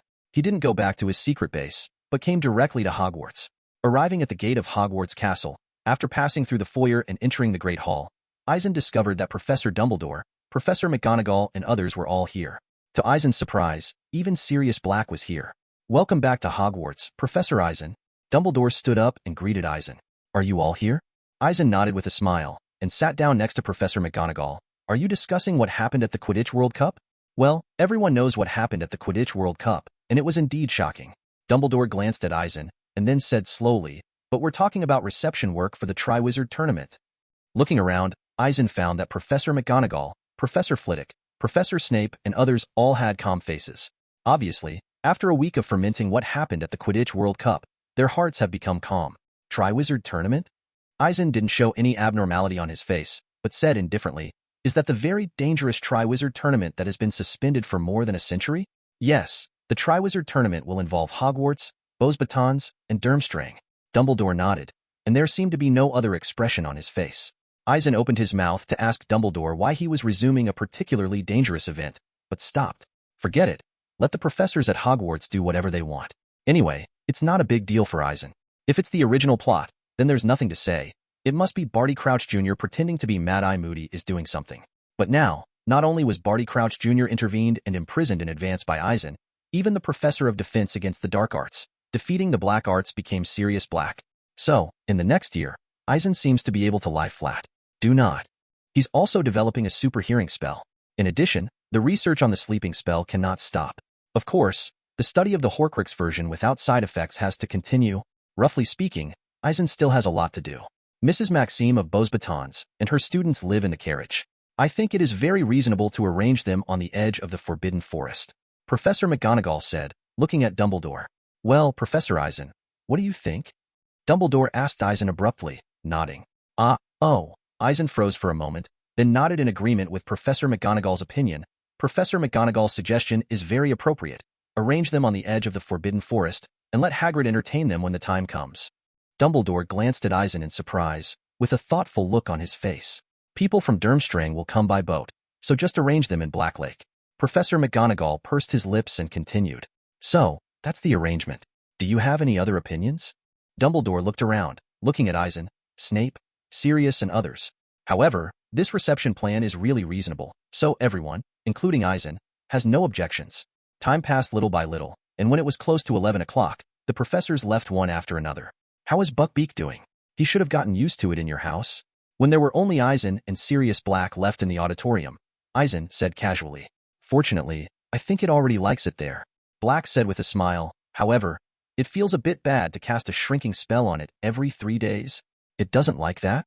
Eisen looked over in surprise. "That can't be helped. Why is it still wanted by the Ministry of Magic?" Harry also wrote to ask about its situation. It can be seen that Harry is very concerned about Buckbeak's situation. Black nodded silently, and then his tone became more relaxed. "They're friends. By the way," Eisen raised his eyebrows, looked at Black and said softly, "Didn't Harry talk about what happened at the Quidditch World Cup?" "I said something, and I read it in the newspaper." Blake nodded and said, and then opened his mouth to say something, but his face showed a tangled look. "What's wrong?" Eisen looked at him in surprise. "As long as Harry is fine." Black shook his head slightly, and when he talked about Harry, His eyes showed tenderness. It seems that Black has something on his mind, and he doesn't want to talk about the riots in the Quidditch World Cup. But Eisen didn't care, and reached out to pat him on the shoulder. Of course it's okay. I was with him at the time, Eisen said, and then changed his tone. By the way, the new school year is starting.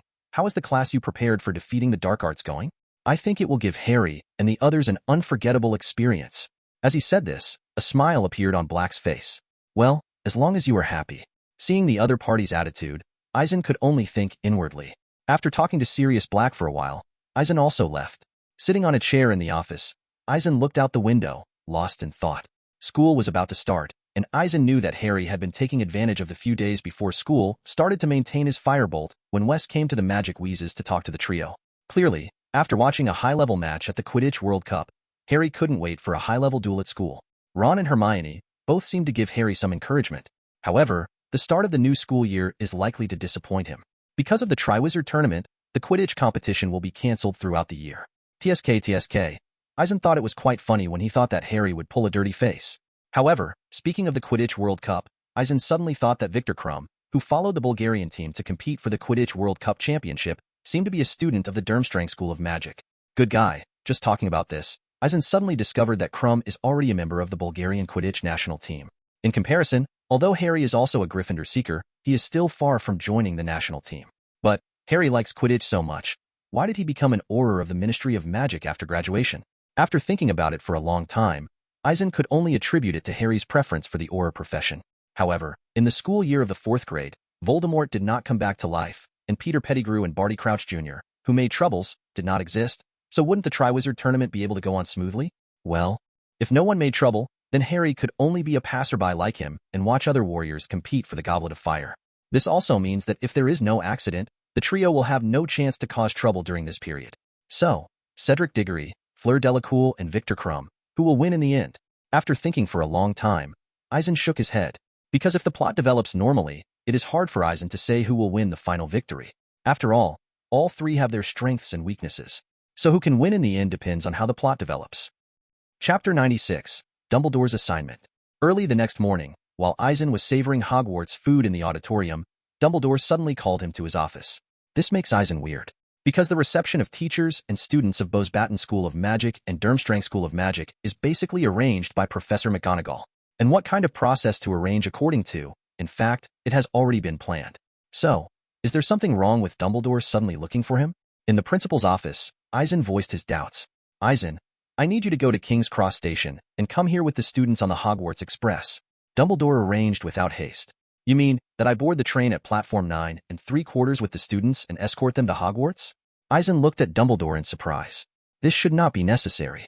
Whether it is a senior student or a freshman, start from King's Cross Station, enter platform 9 3/4, then board the train, and finally arrive at Hogwarts. There is absolutely nothing wrong with this route. That's right. What happened at the Quidditch World Cup made the Ministry of Magic very passive. Dumbledore nodded slowly, and then continued, Fortunately, the perpetrators have been caught. But Connolly thinks that maybe some of the Death Eaters who weren't involved are still lurking in the shadows. So, he's worried that those Death Eaters hiding in the dark will do something to the Hogwarts Express and the students? Eisen said, and the pudgy figure of Cornelius Fudge appeared in his mind. I think this possibility is very small, but he thinks that we should not relax. It is necessary to strengthen the search for Death Eaters. Dumbledore said flatly. Does he think a Hogwarts professor is needed to escort the students? Eisen said thoughtfully, nodding slowly. The Ministry of Magic has sent some strikers to act as temporary guards outside King's Cross Station, and a professor is needed to meet them at the platform. I think you'd be a good fit. Dumbledore glanced at Eisen and smiled. Okay, no problem. When will I go? Eisen pondered for a moment before planning to go as Dumbledore's assignment. Anyway, it's not a big deal. I think you can start now. Some students won't wait until 11 o'clock to board the train. Dumbledore gestured to Eisen. After waving his hand, Eisen got up and left without saying anything. King's Cross Station, after Eisen had cast the muggle-repelling spell on himself, he crawled straight out of the wall at platform 9 3/4. Outside, people come and go, and it looks particularly lively. But where Eisen was, no one noticed. Then, Eisen noticed that two people in strange costumes were standing opposite him. After he came out, the two guys walked straight towards him. I'm a professor at Hogwarts, and you are, although he had already guessed, Eisen still asked as usual. We are Ministry of Magic staff, dealing with incidents that may arouse Muggle suspicion. Hogwarts starts today. and we are here to protect the students who come to school from security threats. Perhaps because Eisen is a professor at Hogwarts, the two Ministry of Magic staff are very polite. Can I have a look at the work permits? Eisen was not so polite, and took out his wand directly to check the work permits of the two of them. I don't have any other ideas, the main thing is to be more cautious. After Eisen took out his wand and finished speaking, he stared at the two of them. The two looked at each other, and didn't seem to blame Eisen's actions, then took out their work ID from their pockets. Eisen checked it a little bit. Well, sure enough, it was a staff member of the Ministry of Magic.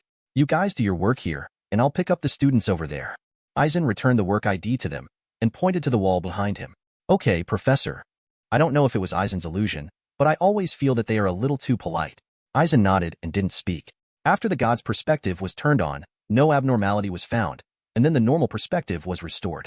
Then, he passed through the barrier on the wall, and came to platform 9 3/4 again. Looking at the steam train parked on the rails next to the platform, Eisen turned and walked to the other corner of the platform, leaning against the wall and waiting quietly.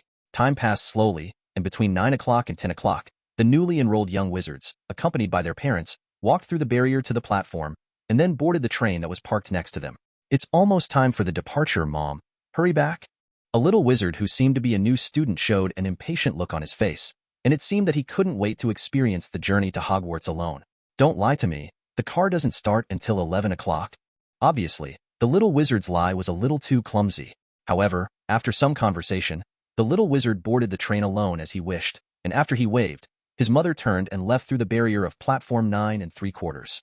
Afterwards, familiar figures came to the platform one by one and boarded the train.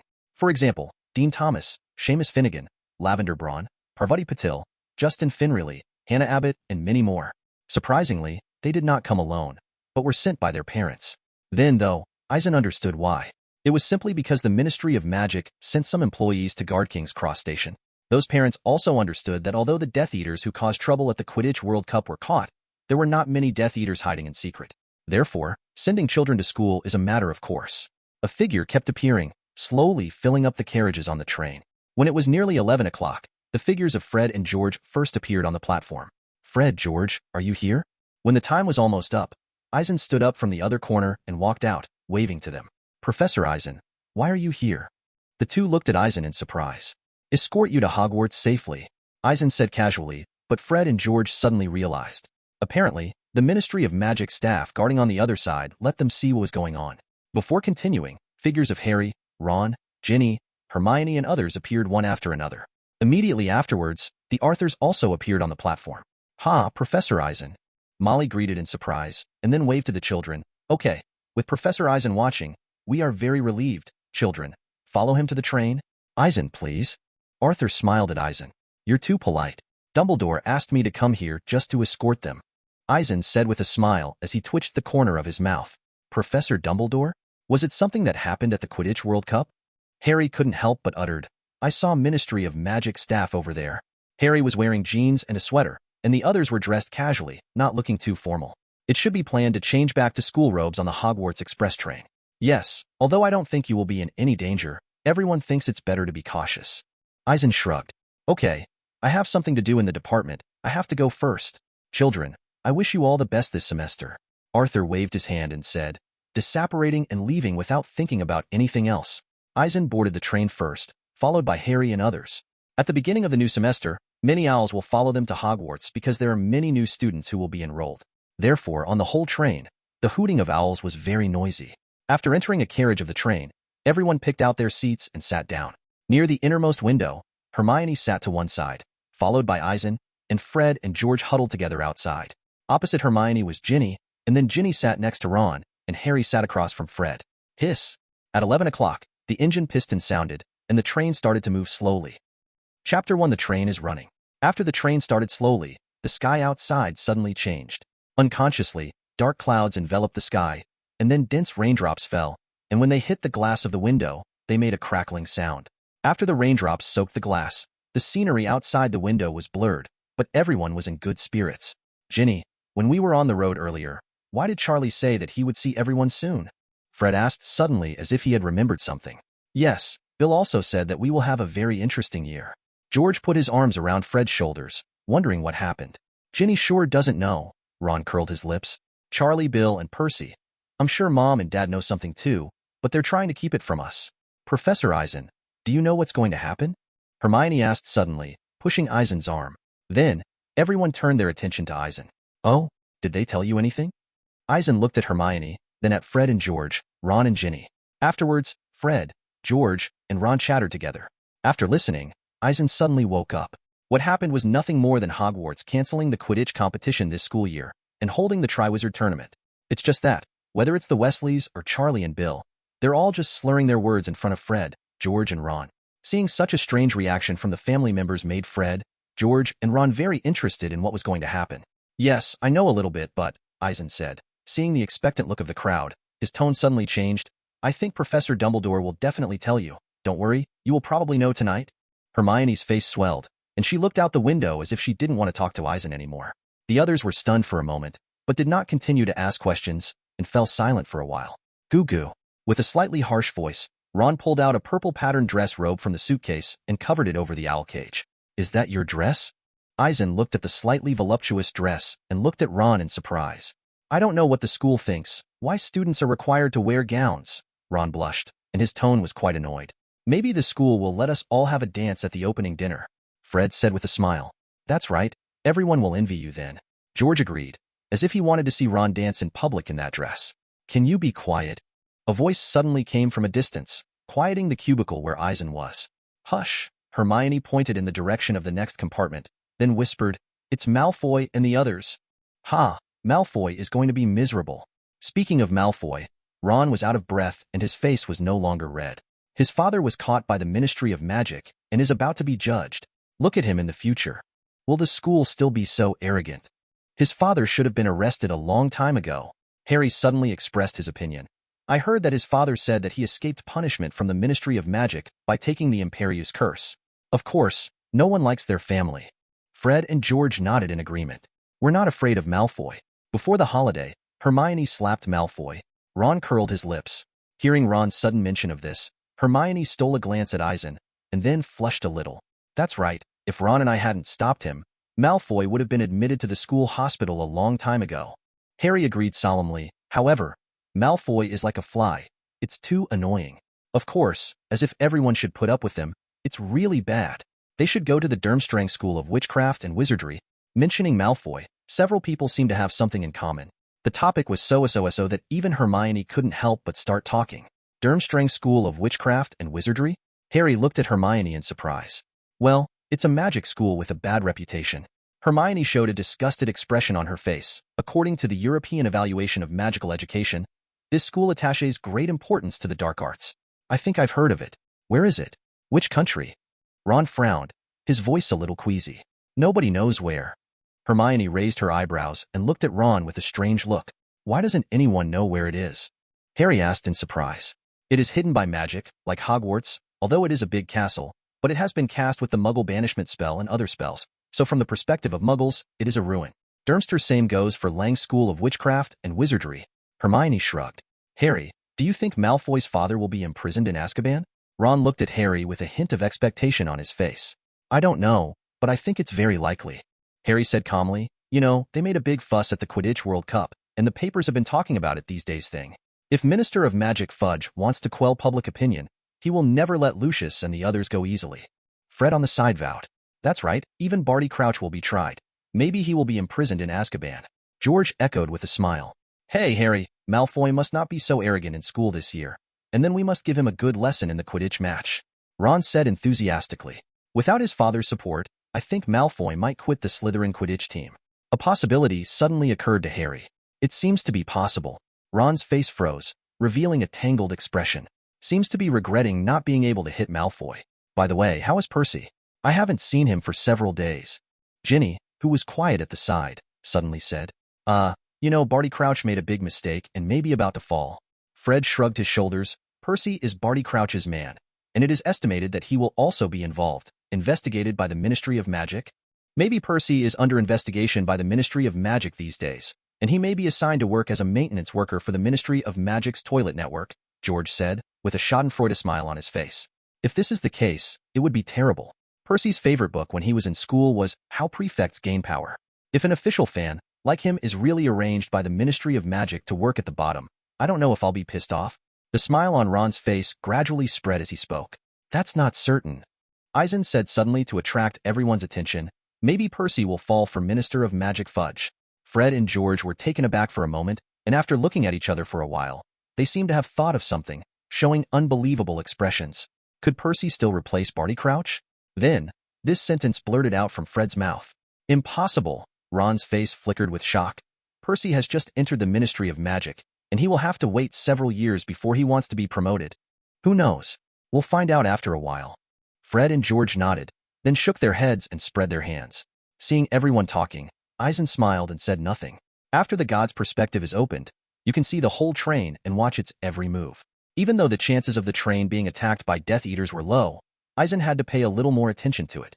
Last year, in the wake of Sirius Black's escape, the Ministry of Magic sent Dementors to follow the train, causing a certain amount of confusion.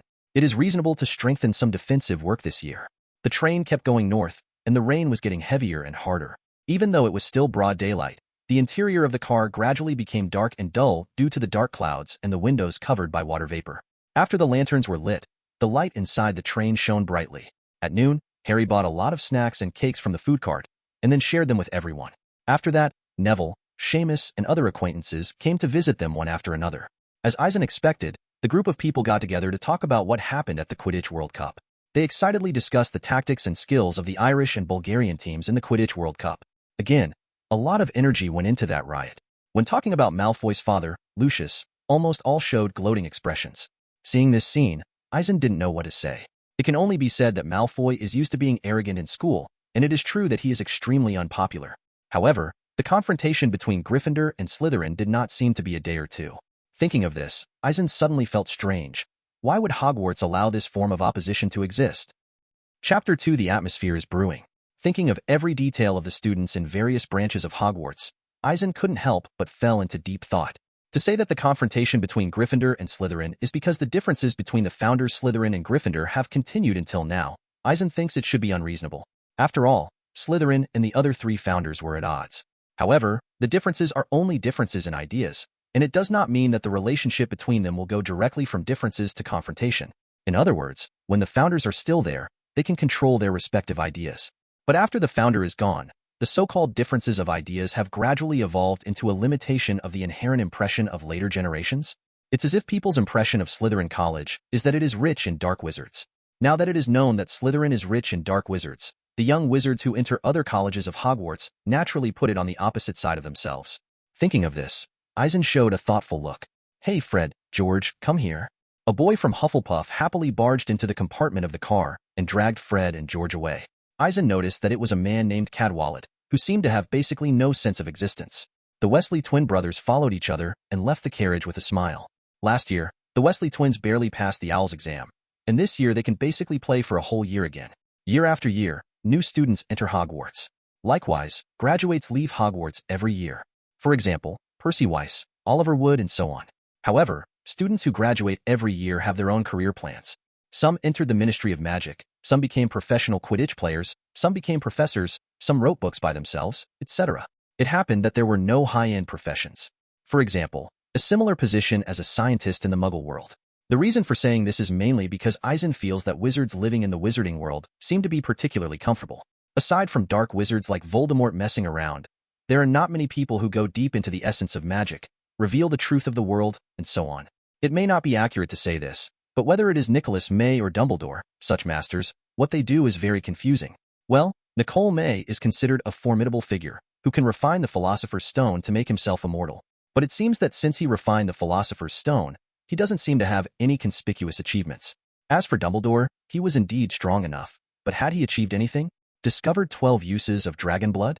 To be honest, if you look at it from another angle, Eisen believes that Nicholas should study alchemy in depth, not to mention raising the alchemy of the entire wizarding world to an extremely exaggerated level by himself, but at least to the level of alchemy conferring gods. But what Nicholas May had done, Eisen didn't quite understand. But everyone's impression of him is that he once successfully refined the Philosopher's Stone, and then lived for more than 600 years, and that's all. As for Dumbledore, defeating Grindelwald made him famous, and once became the greatest wizard of our time. But he chose to become a professor at Hogwarts. Of course, that was Dumbledore's personal choice, and Eisen had no reason to accuse him of making a right or wrong choice. However, If the wizarding world does not have a group of people who are constantly studying magic, then the wizarding world will not become a stagnant water. For example, flue powder is now used in households in the wizarding world. This thing was invented in the 12th century. However, it is still a very mainstream mode of transportation in the wizarding world until now. Another example is the book, A Thousand Miraculous Herbs and Mushrooms. It was written more than 600 years ago, although it is the work of a certain headmaster in Hogwarts history. But until now, it is still the textbook of Hogwarts. After a brief understanding, you will find that the wizarding world is really too comfortable if there are no dark wizards to make trouble. To an E, no one has the idea of progress. Everyone is living step by step. Children's magic riots, well, send them to Hogwarts or other magic schools, and then learn about spells and other knowledge to control their own magic power. After graduation, find a job to earn money to support your family. It's strange that a group of people who know magic are busy with their daily lives. After thinking for a long time, Eisen only thought of one possibility. That is, magic is really too convenient and too buggy. Take flue powder as an example. After this thing was invented hundreds of years ago, wizards would just use flue powder to call a place if they wanted to go there. Its invention seems to have solved the urgent needs of wizards at once. Even after hundreds of years, it has not been eliminated by the times. In other words, there is no need for wizards to improve it. If it is in the Muggle world, if an ancient person directly invented a transportation method of teleportation, then it seems that this transportation method cannot be eliminated in the future. This can only be said to be worthy of magic.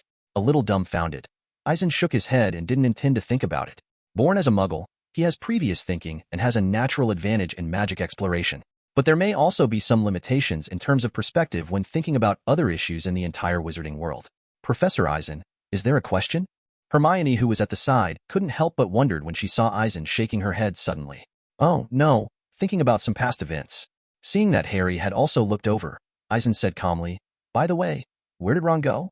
Hermione was sitting next to him. Ginny was the only one sitting across from Harry, and Ron had disappeared into the compartment while Eisen was distracted. Neville, Seamus, and others who came together earlier also left here. Go to another car with Neville and the others. They're going next door to Malfoy to discuss what happened at the Quidditch World Cup. Harry scratched his head, calmly speaking of Ron's plan. Provoke Malfoy? Eisen said in surprise, turning his gaze to the next door to Malfoy's cubicle. I saw Ron, Seamus, Dean, and others talking loudly. They deliberately approached the compartment where Malfoy was, as if they wanted to let the other party hear them. Turning his gaze, Eisen noticed that Malfoy was frowning tightly, glanced at the next door from time to time. His eyes were full of anger, and even took out his wand. Ron said he would teach Malfoy a profound lesson, and Seamus and Dean agreed. Hermione said with a smile on her face. A lesson? Eisen looked at the actions of Ron's side and Malfoy's side, with a dumbfounding expression on his face. Co-author of the lesson, Ron said, is that talking next door disgusts the other person. Well, Eisen had to admit that Malfoy might have had to keep a low profile this term after being messed around by Ron.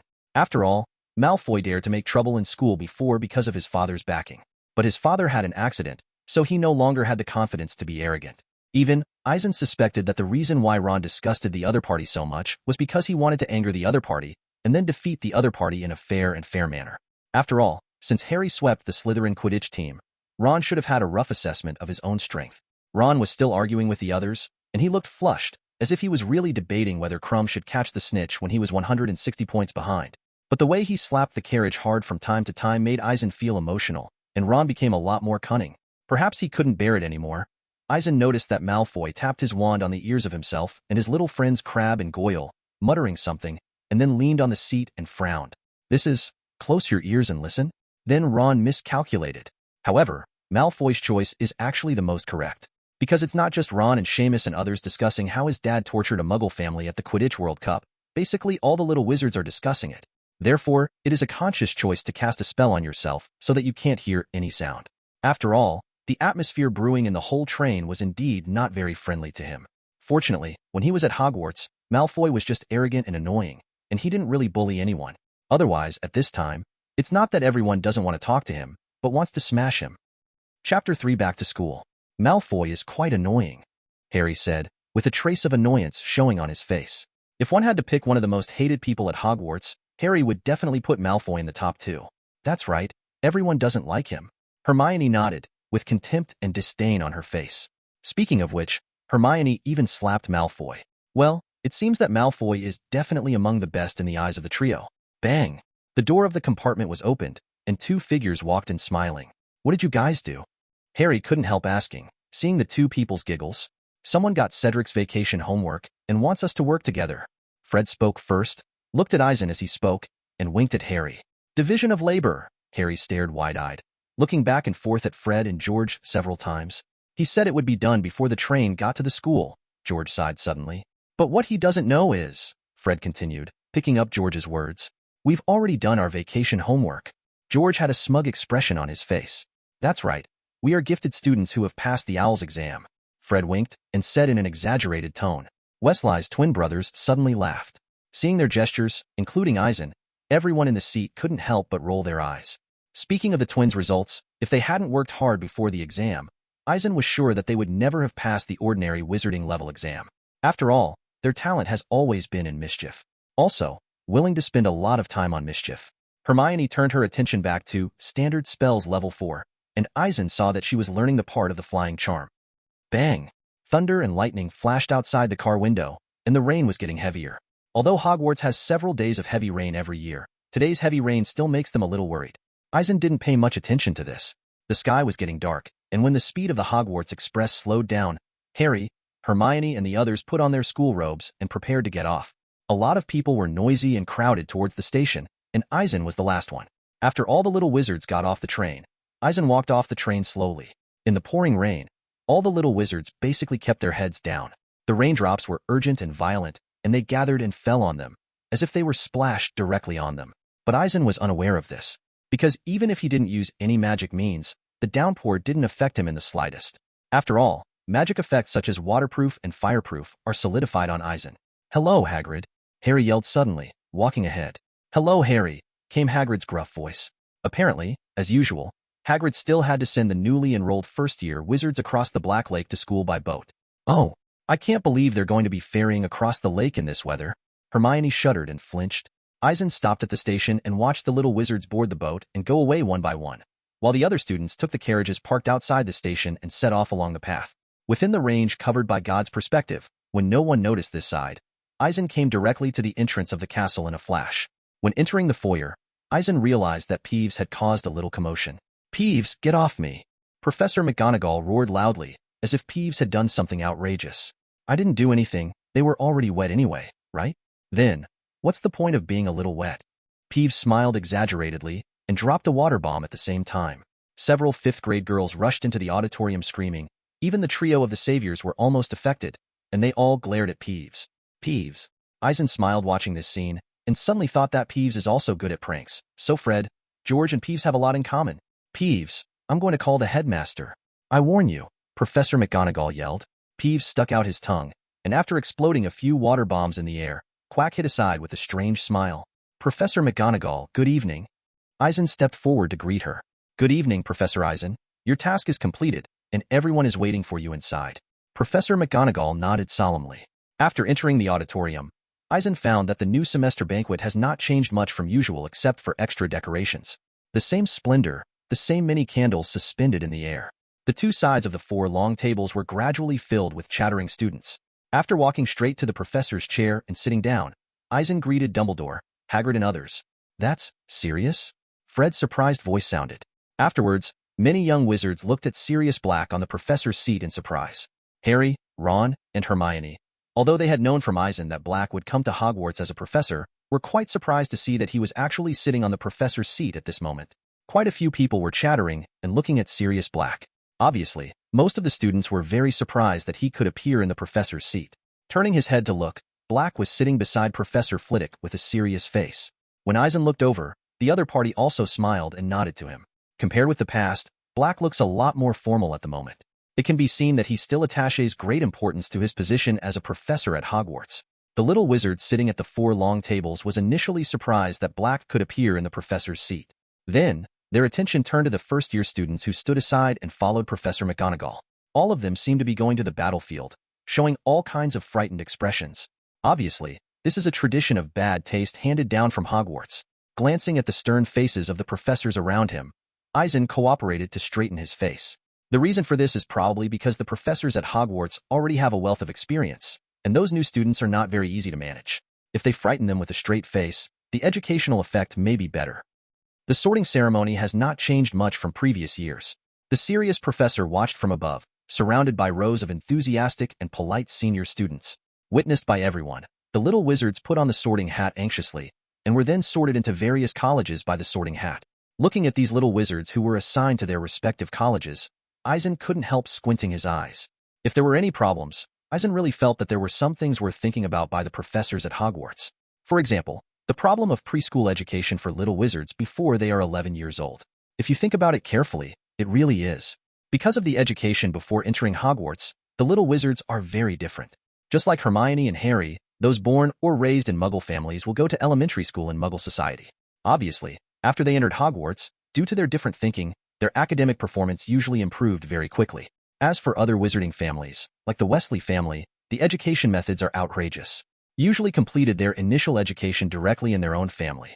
Or rather, a purely joyful way of learning. As for how much you learn, it all depends on how the parents teach. A wealthy wizarding family like the Malfoy family may be more systematically educated. But like the Weiss family, the education level may be much worse. Therefore, when the first-year freshmen entered Hogwarts, the gap between them was actually very obvious. But unfortunately, it seems that Hogwarts never cared about these. Just as Eisen's thoughts were wandering, the school's sorting ceremony was over. The sorting hat didn't make any troubles this year, nor did it appear embarrassing. After all the students sat down at the long tables of their colleges, Professor McGonagall put away the sorting hat. Chapter 4. The principal said, "Quidditch will not be played this year." After the sorting ceremony, the little wizards chattered and started laughing.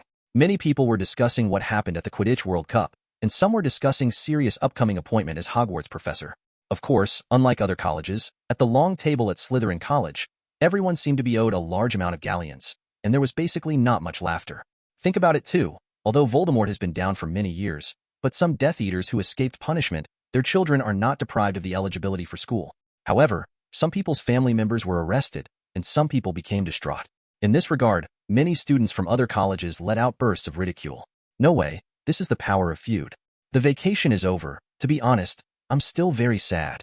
Professor Flitwick talked about sex, especially this Quidditch World Cup. What happened is really unforgettable. That's not it, Hagrid interjected. I didn't expect those crazy guys to do it after the game. Fortunately, they were all caught. As soon as this topic was opened, other professors also talked about it. After all, the Quidditch World Cup is just over a week away. But what happened during the period was too explosive. I heard that the Ministry of Magic will try them next month, and now I'm trying to get more secrets out of their mouths. Yes, martial law has been imposed outside recently. This year, little wizards will be enrolled, and there will be strikers sent by the Ministry of Magic to secretly guard them. Okay. Dumbledore stood up, his thick voice echoing throughout the auditorium. Now, I only have 2 words for you. Eat. Dumbledore's voice fell, and the plates and empty plates on the long table were suddenly covered with food. The tempting aroma drilled into his nose, and Eisen was suddenly full of appetite. Well, let's focus on the food in front of us. The professors stopped talking and began to taste the delicacies on the plate. What were you thinking just now, Professor Eisen? Professor Flitwick poured the pumpkin juice into the cup, took a sip, and asked casually. I'm thinking everyone might be very busy this year. Eisen spread his hands, which immediately resonated with the professors. In fact, it is. One big event for this year's Hogwarts is the Triwizard Tournament. For example, communicating with the Department of International Magical Cooperation of the Ministry of Magic, but Barty Crouch went in. This required communication between Dumbledore and the Ministry of Magic. In addition, he also needs to handle the communication with the Magic Sports Cooperation Department.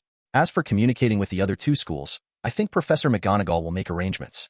But other than that, Hogwarts, as the organizer, had to prepare materials in advance, logistics scheduling, venue arrangement, declaration of magical animals used in the assessment, etc., all of which had to be done by someone. After all, Professor McGonagall can't be expected to do all the work alone. After patting his forehead, Eisen suddenly remembered something. That is the question of the number of places in the Triwizard Tournament. You know, to participate in the Triwizard Tournament, each of the 3 schools must produce a warrior. The standard for selecting warriors is selected by the ancient magic artifact, the Goblet of Fire. For example, people from various schools sign up and throw a note with their name on it into the Goblet of Fire.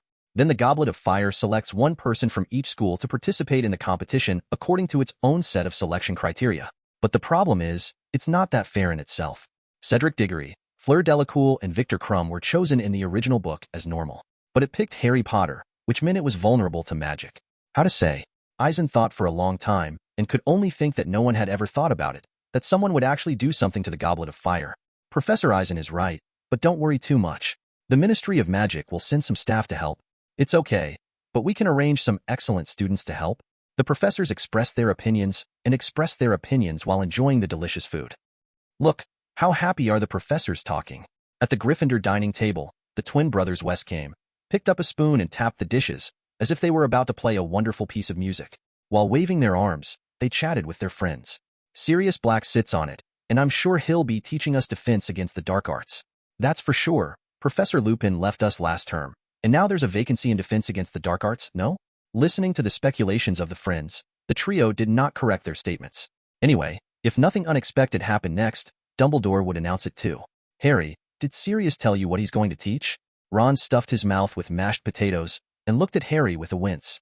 No, he's been so busy preparing that he didn't even go to the Quidditch World Cup. We'll know when the time comes. Harry shook his head and poked the chicken leg on the plate. Have you heard? Peeves made a big fuss in the kitchen, and we almost ran out of food. Seamus on the side suddenly made a sound. Why did he do that? Ron was curious. I heard that he wanted to participate in the banquet, but everyone disagreed, and the Bloody Barrow also firmly disagreed. So after getting sulky, he made a big fuss in the kitchen, almost overturning the entire kitchen, scaring the house elves got a freeze. Seamus whispered, as if afraid the others would hear. Clang. Hermione knocked over the goblet in front of her, spilling the pumpkin juice on the tablecloth. Harry and Ron looked at Seamus with great interest, eating and drinking, and didn't pay much attention to Hermione, who was silent at the side. Okay. When everyone was about to clear the food on the plate, Dumbledore's voice sounded again. Now that everyone has eaten and drunk enough, I must ask everyone to pay attention, and I want to announce a few notice. Everyone fell silent, watching Dumbledore silently, waiting for him to say something. Mr. Filch, the gatekeeper, wants me to tell you that this year, several more items are prohibited in the castle. They are screaming balls, toothed flying saucers, and combo boomerangs.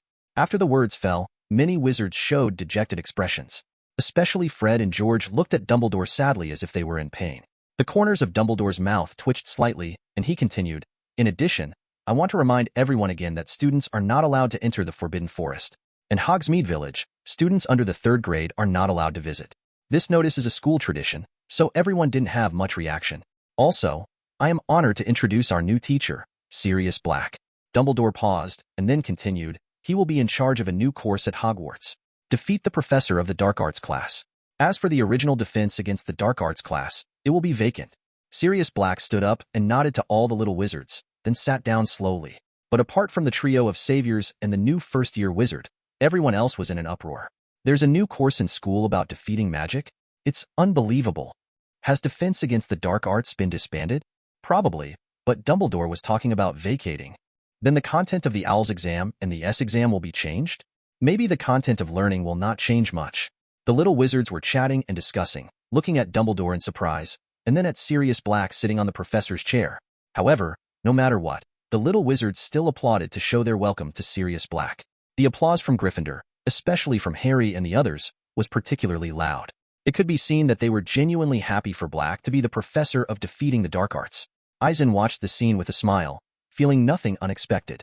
Finally, Dumbledore did not let the little wizards discuss for long before speaking again. I also regret to inform you that there will be no House Cup Quidditch tournament this year. What? Harry opened his mouth wide, showing a shocked expression. He seemed to be out of breath, and his breathing became short of breath. Chapter 5 The principal said, play the Triwizard Tournament this year. The moment Dumbledore finished speaking, everyone froze. This news can be said to instantly detonate the audience. Because the Quidditch World Cup has just ended for a week. Although there was a little accident after the game, everyone was holding their breath and was planning to have a big fight in the Quidditch match. Who would have thought that Dumbledore would directly announce that he would not play? Harry turned to his Gryffindor Quidditch teammates, Fred and George, who were also staring silently at Dumbledore with their mouths open, as if that would make Dumbledore take back what he had said. Eisen noticed that whether it was Gryffindor or Ravenclaw, the expressions on the faces of all the students even froze. Their shocked expressions already showed their feelings.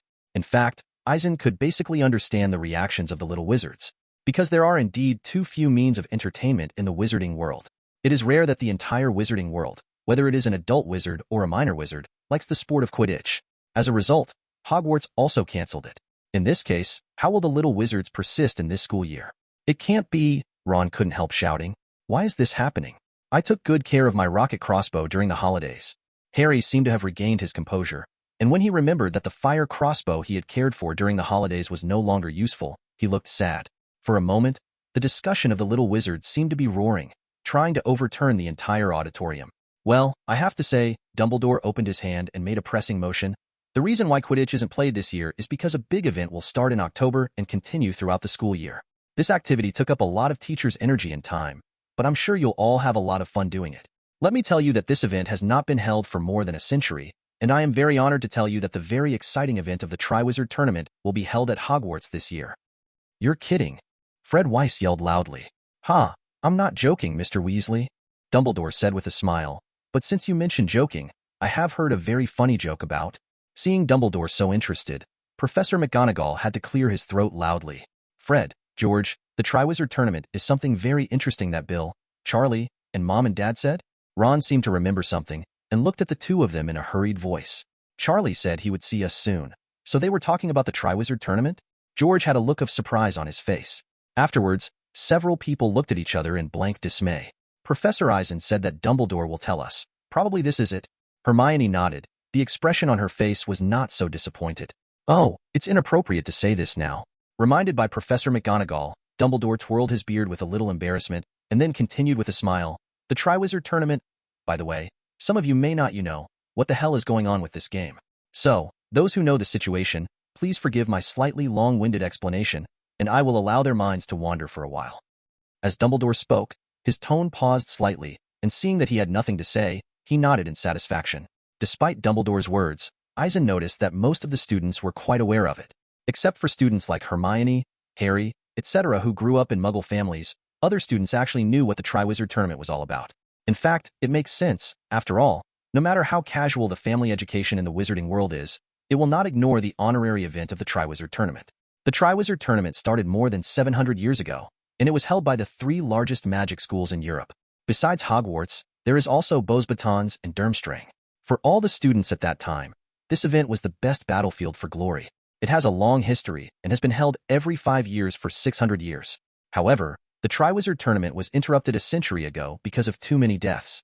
When some uninformed students heard the death toll that Dumbledore said when he introduced the Triwizard Tournament, they were shocked a lot. Of course, most of the students who already knew the inside story whispered excitedly. Over the centuries, there have been several attempts to restore the tournament, Dumbledore continued, smiling, but none of them were successful. However, our Ministry of Magic's International Magical Cooperation Department and Magical Sports Department believe that the time is ripe to try again. We have done a lot of preparatory work this summer to ensure that every warrior's life will not be in danger. Hearing this, the corner of Eisen's mouth couldn't help twitching. He feels that some efforts to bring back the Triwizard Tournament should be questionable. After all, like Dumbledore said, the death toll was a big sticking point. However, the timing of the Triwizard Tournament was just right. After all, with such a big event happening at the Quidditch World Cup some time ago, the Ministry of Magic must want to divert the public's attention. After scanning the students sitting at the long table, Eisen suppressed the urge to yawn, thinking about the selection of warriors. But after thinking about it for a long time, Eisen had to agree with the fact that Cedric was good enough. You know, when the trio was in the 4th grade, Cedric was still a 6th grade student.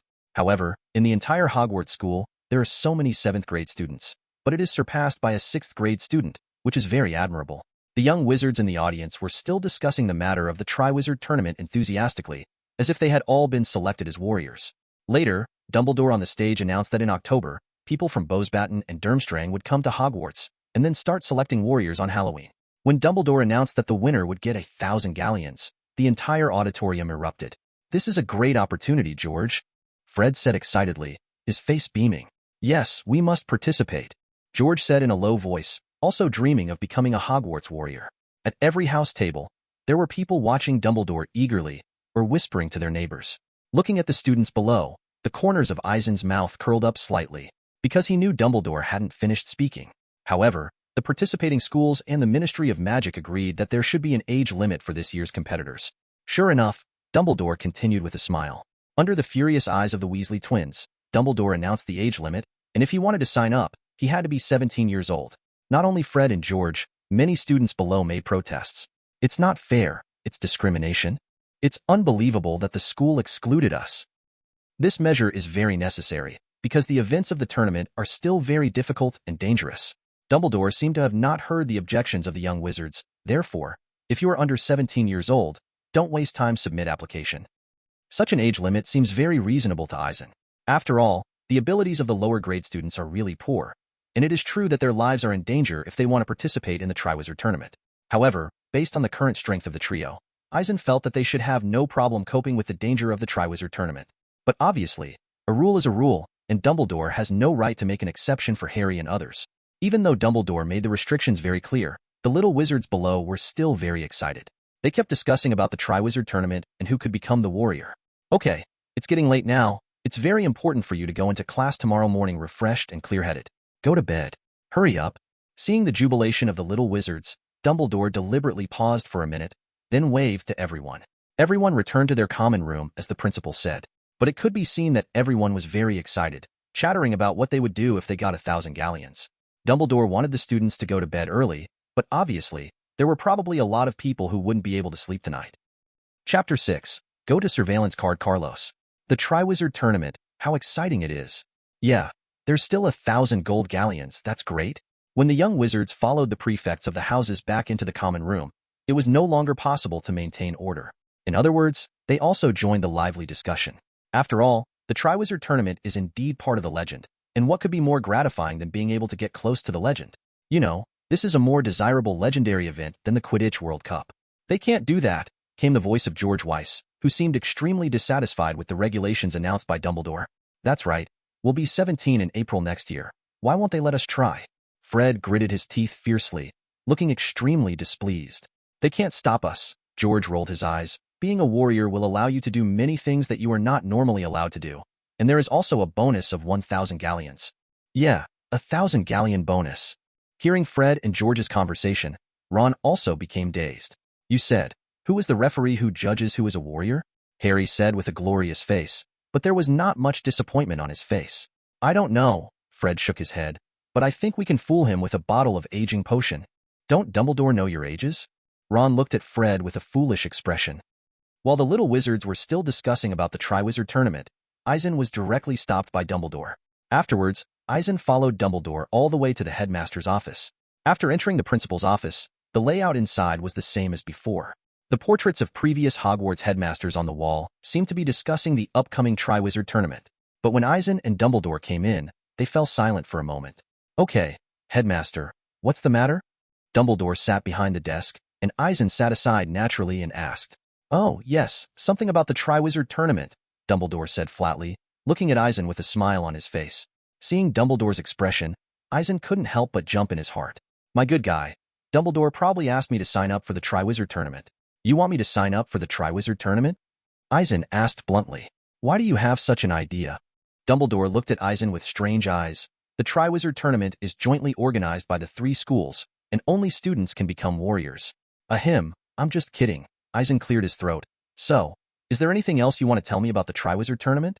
The Triwizard Tournament is organized by Hogwarts, Beauxbatons, and Durmstrang. How much do you know about Durmstrang? Dumbledore nodded, not bothering with Eisen's joke. Durmstrang?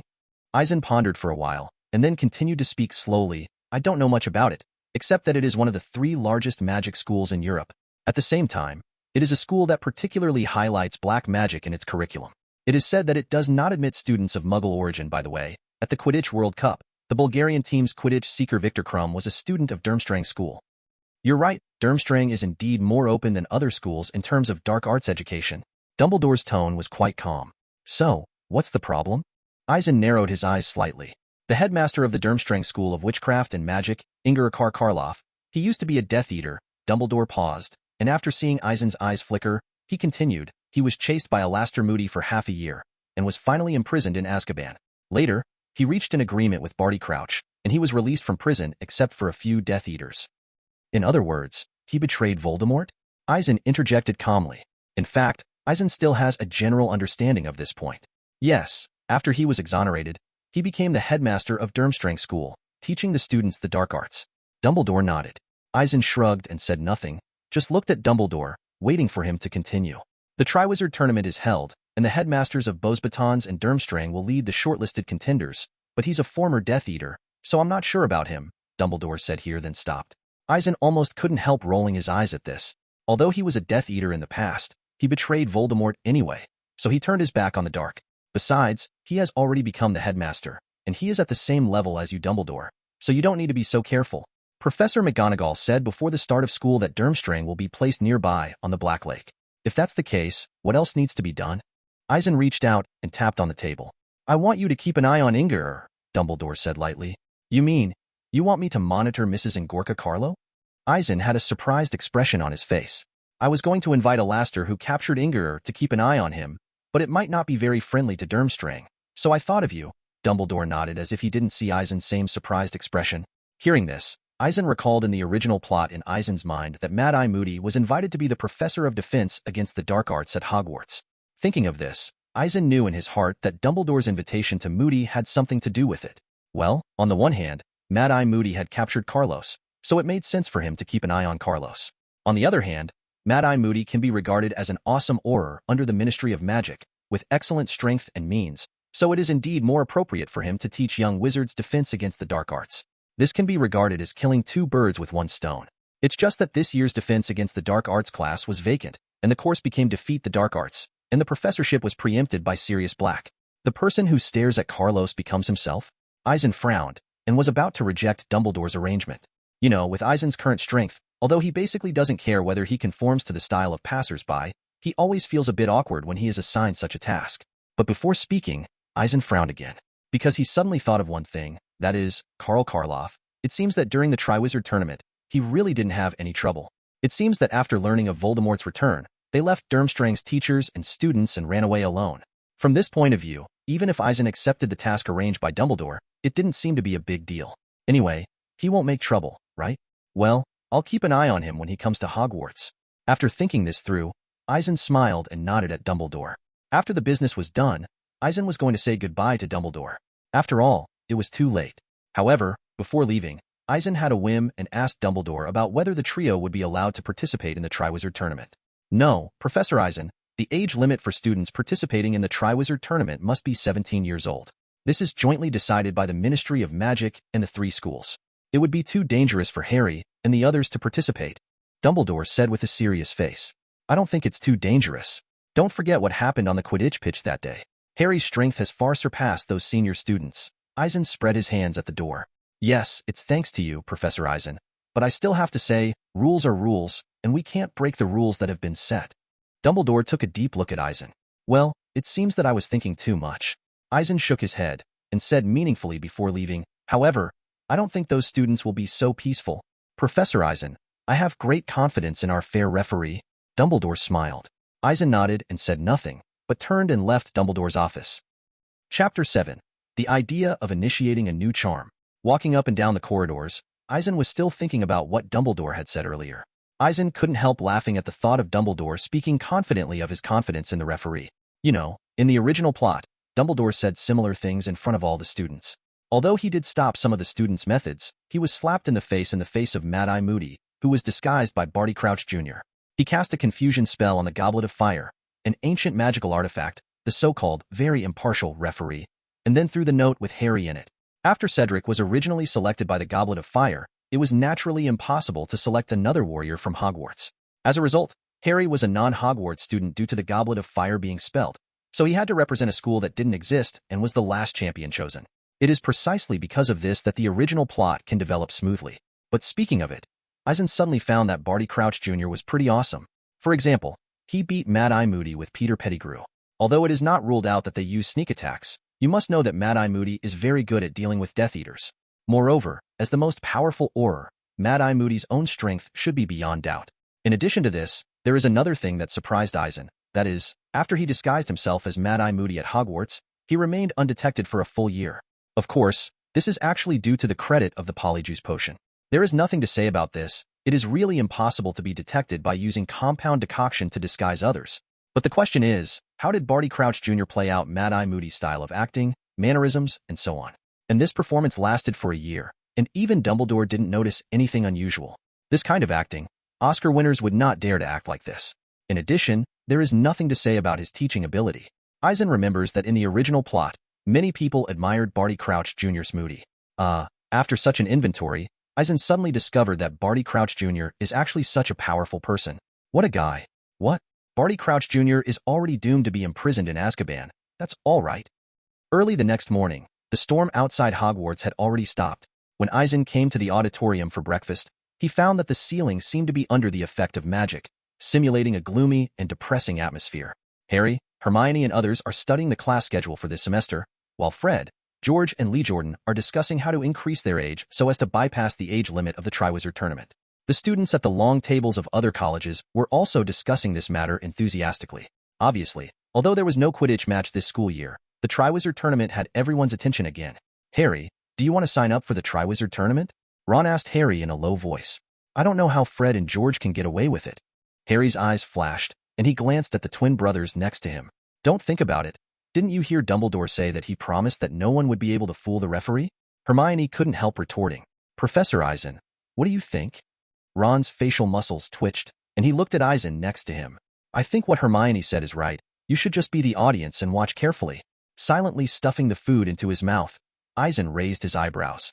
Immediately, the expressions of Harry and Ron became awkward. It was Hermione, probably because Eisen supported her point of view, with a happy look on her face.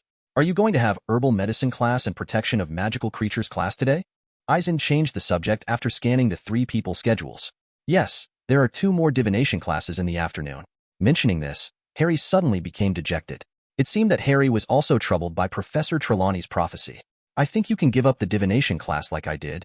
Hermione spread butter on the slice of bread and said briskly, that way you can switch to a more learned class, can't you? Whizzing. The owl flapped its wings and flew into the auditorium through the open window, dropping some packages or letters to the little wizards. Some young wizards are celebrated at home with a Triwizard Tournament for their school. After dinner, the little wizards went to their classrooms for class, and Eisen came to the library slowly.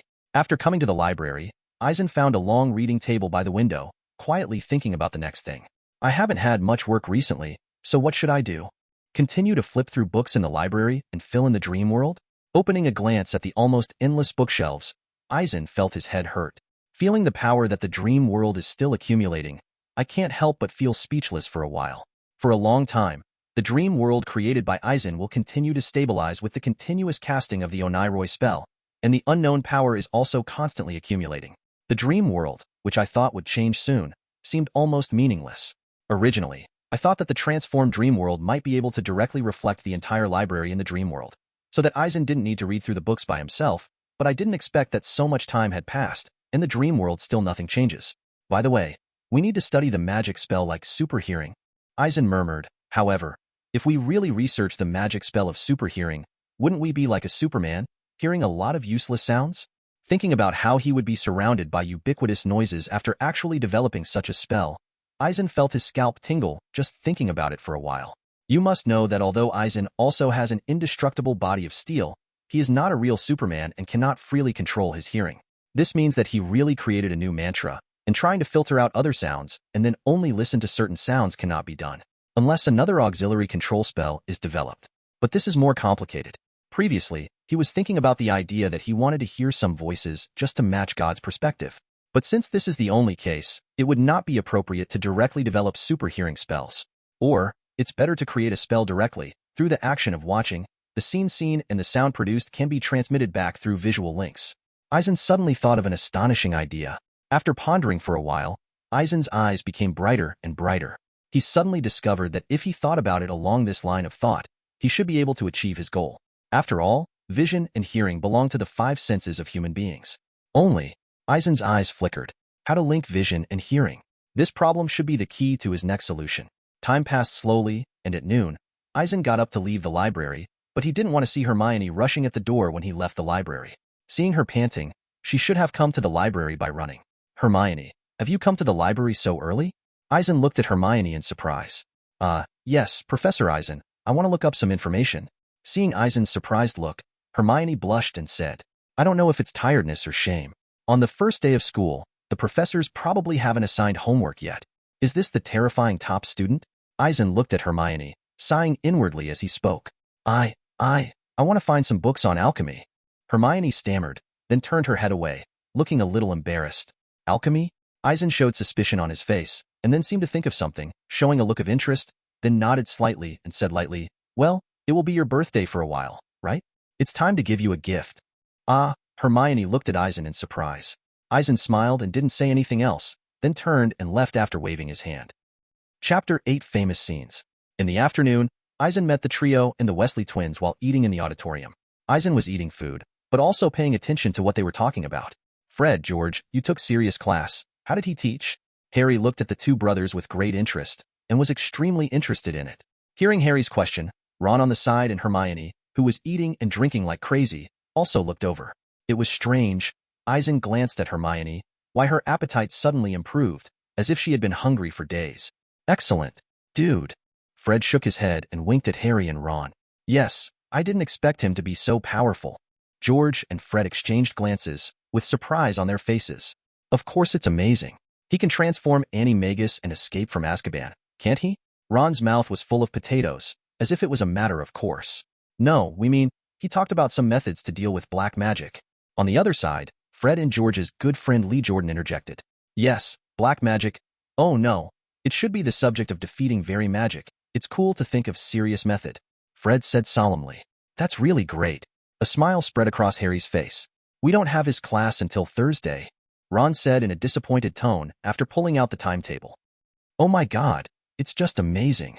No, it should be too miserable. At the end of everyone's meal and the little wizards in the auditorium had already left in a hurry, there was a burst of noise coming from the stairs. Turning his head, Eisen found many young wizards gathered at the stairs leading upstairs. Did something happen? Fred and George looked at each other, and they both saw the light in each other's eyes. Hurry over and have a look. Ron patted Harry on the shoulder in fear, and ran over quickly, ignoring the others. He looked at Harry and the others, and at the other young wizards. All of them rushed towards the place where the noise came from. After seeing this situation, Eisen couldn't help but sigh with emotion. It's only the first day of school. Why is there another moth? Sitting at the dining table, Eisen drank orange juice unhurriedly, and then opened the God's Perspective, and saw a group of little wizards in the corridor of the castle. It can't be said to be in a group. It should be said that a high-level wizard is bullying a low-level wizard, and then a group of young wizards are watching. To be more precise, it should be a 7th-year Slytherin student named Monty Sunral who was bullying 4th-year student Della Comelfort. Many Slytherin students gathered around and looked at each other in blank dismay, without any organization, just watching there. In addition, there are many students from other colleges around, with smiles on their faces, and some are even applauding quietly. Eisen noticed that Harry, Ron, Fred and others also looked at the bullied Malfoy with a smile on their faces, and almost cheered and cheered. What's the trouble again? After Eisen looked away, there were several question marks on his forehead.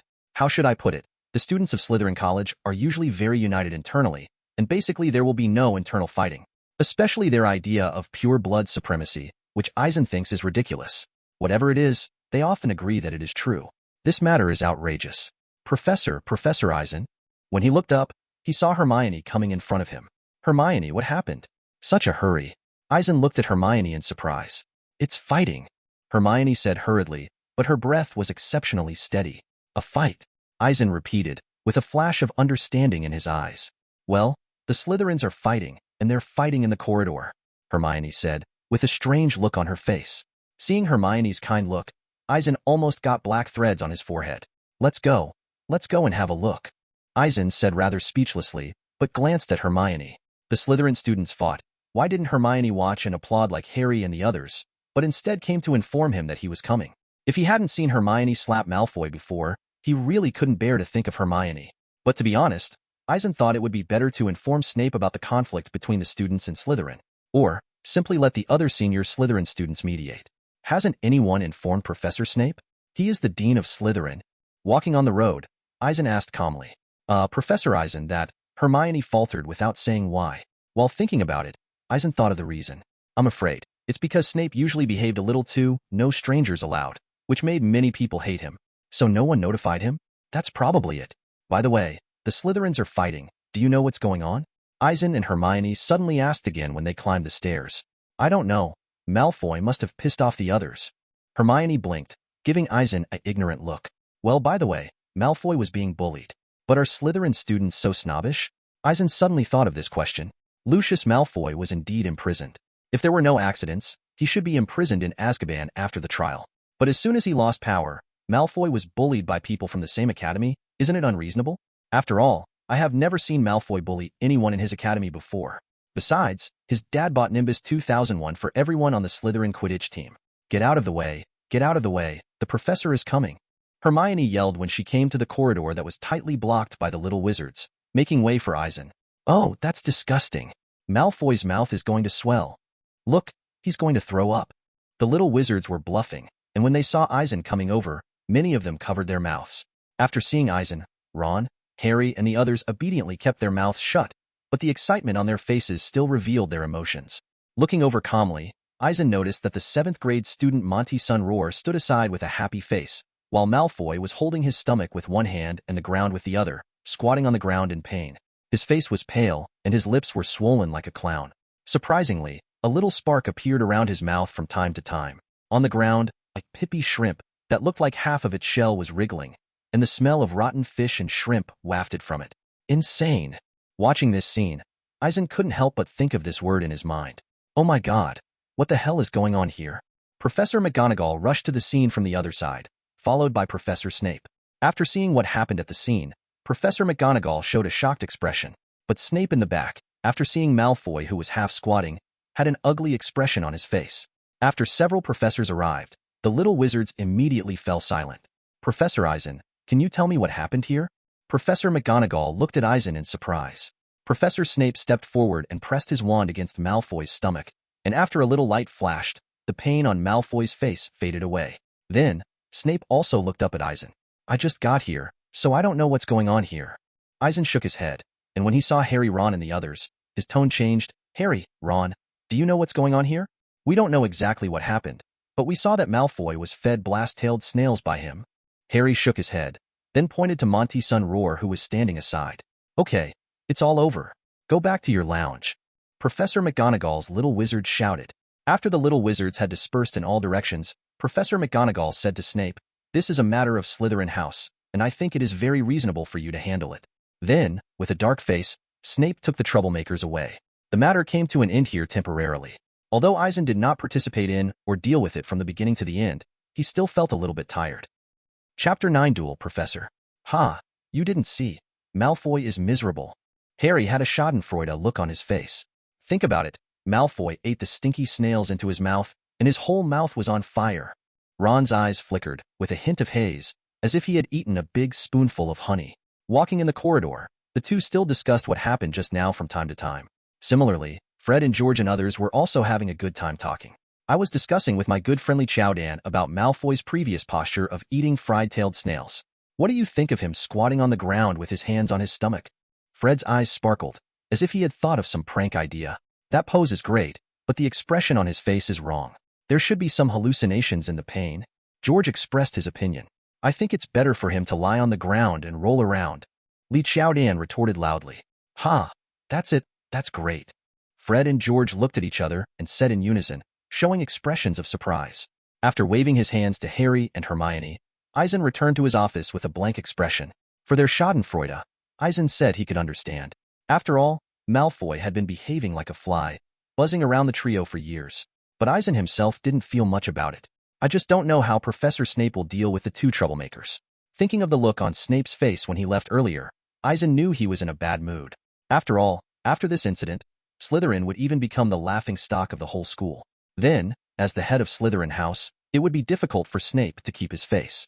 Fortunately, the confinement method at Hogwarts has been softened a lot. Otherwise, as the administrator Filch said, Monty Sunroar and Malfoy would have been hung up and beaten. Early the next morning, Eisen was thinking about developing a new spell, but was reminded by Dumbledore not to forget to reopen the dueling club. Oh, yes, the dueling club is reopening. If Dumbledore hadn't reminded him, Eisen would have almost forgotten about it. However, for this, Eisen does not think it is his fault. After all, Dumbledore had only reminded him to keep an eye on Karloff. Therefore, Eisen felt that he was so busy, how could it be his own fault? It was all Dumbledore's fault for having too many things planned for himself. Professor Eisen, I think a dueling lesson a week is a very reasonable thing to do, was Dumbledore's suggestion. Eisen has no objection to this. To be honest, Eisen is indeed leisure enough as the astronomy professor at Hogwarts. Even with a duel class every week, it is still the most leisurely one. Can you ask Professor Flitwick to participate with him? To be honest, although Eisen took on the heavy task of reopening the dueling club, he still wanted to recruit a few professors so that he would not appear so dazzling. Of course, no problem. These are all up to you, Dumbledore said generously, leaving Eisen to take full responsibility. When Eisen left Dumbledore's office, he had already figured out which professors he would invite to join him in this dueling club. As for the teaching content of the dueling class, Eisen thinks that it is still possible to discuss with the professors who want to participate. After all, you can't mess around like that Lockhart guy. After eating in the auditorium in the morning, Eisen came to the 8th floor, ready to talk to Professor Flitwick about the dueling class. Professor Flitwick, wearing his usual black robes, welcomed Eisen into his office with a smile on his face. "Sit down, Eisen." Professor Flitwick stood on a chair, and after waving his wand, a chair moved in front of Eisen. "Ah, thank you, Professor Flitwick." Eisen sat down very calmly. "So, what's the matter?" Professor Flitwick looked at Eisen with a smile, showing no signs of healing. "Well, yes, this year the school will hold the Triwizard Tournament. Well, there will be a lot of people coming here." Eisen raised his eyebrows and continued speaking. "Principal Dumbledore thinks it is necessary to give the little wizards a surprise training to improve the strength of the warriors, so allow me to reopen the dueling club." "The strength of the warrior? Dueling club?" Professor Flitwick's eyes lit up after hearing Eisen's words. "Well, that's right." Eisen nodded. "Professor Flitwick, you are the champion of the dueling competition, so I want to invite you to teach those students together. What do you think?" "Of course, no problem. I'd be happy to participate." As Eisen expected, Professor Flitwick did not object at all. "The principal thinks that a dueling class should be arranged a week. So, what do you think about the teaching content?" Eisen waved his hand and gestured. "How would you like to learn one spell in 2 lessons? Professor Flitwick thought for a moment, then said slowly, "Isn't the speed of learning a spell in 2 lessons a little slower?" Eisen looked at the other party with a little surprise. He invited him to participate in the teaching of the dueling club under the pretext of improving the strength of the warrior. No, spells related to duels are dangerous to them, so it is actually necessary to slow down to a certain extent, Professor Flitwick explained. This made Eisen raise his eyebrows involuntarily, but he felt that what the other party said made sense. If you learn 1 mantra in 2 weeks, you can learn 2 mantras in 1 month. There are more than 10 spells in 1 school year. That's quite a lot. Eisen still has some understanding of the real situation of Hogwarts students, because some students couldn't cast a standard iron armor curse until after graduation. I don't know if it's because Voldemort hasn't come out to make trouble for a long time, or Dumbledore and others protect the students so well that the purpose of the little wizards learning spells is even just to pass the exam. After the exam was over, the little wizards played happily, and some spells were shelved and no longer used. Just like the disarming curse, the iron armor curse, etc. These should be spells that should be mastered before the 4th grade of the Defense Against the Dark Arts class, but it is hard to say what the original Defense Against the Dark Arts class was like.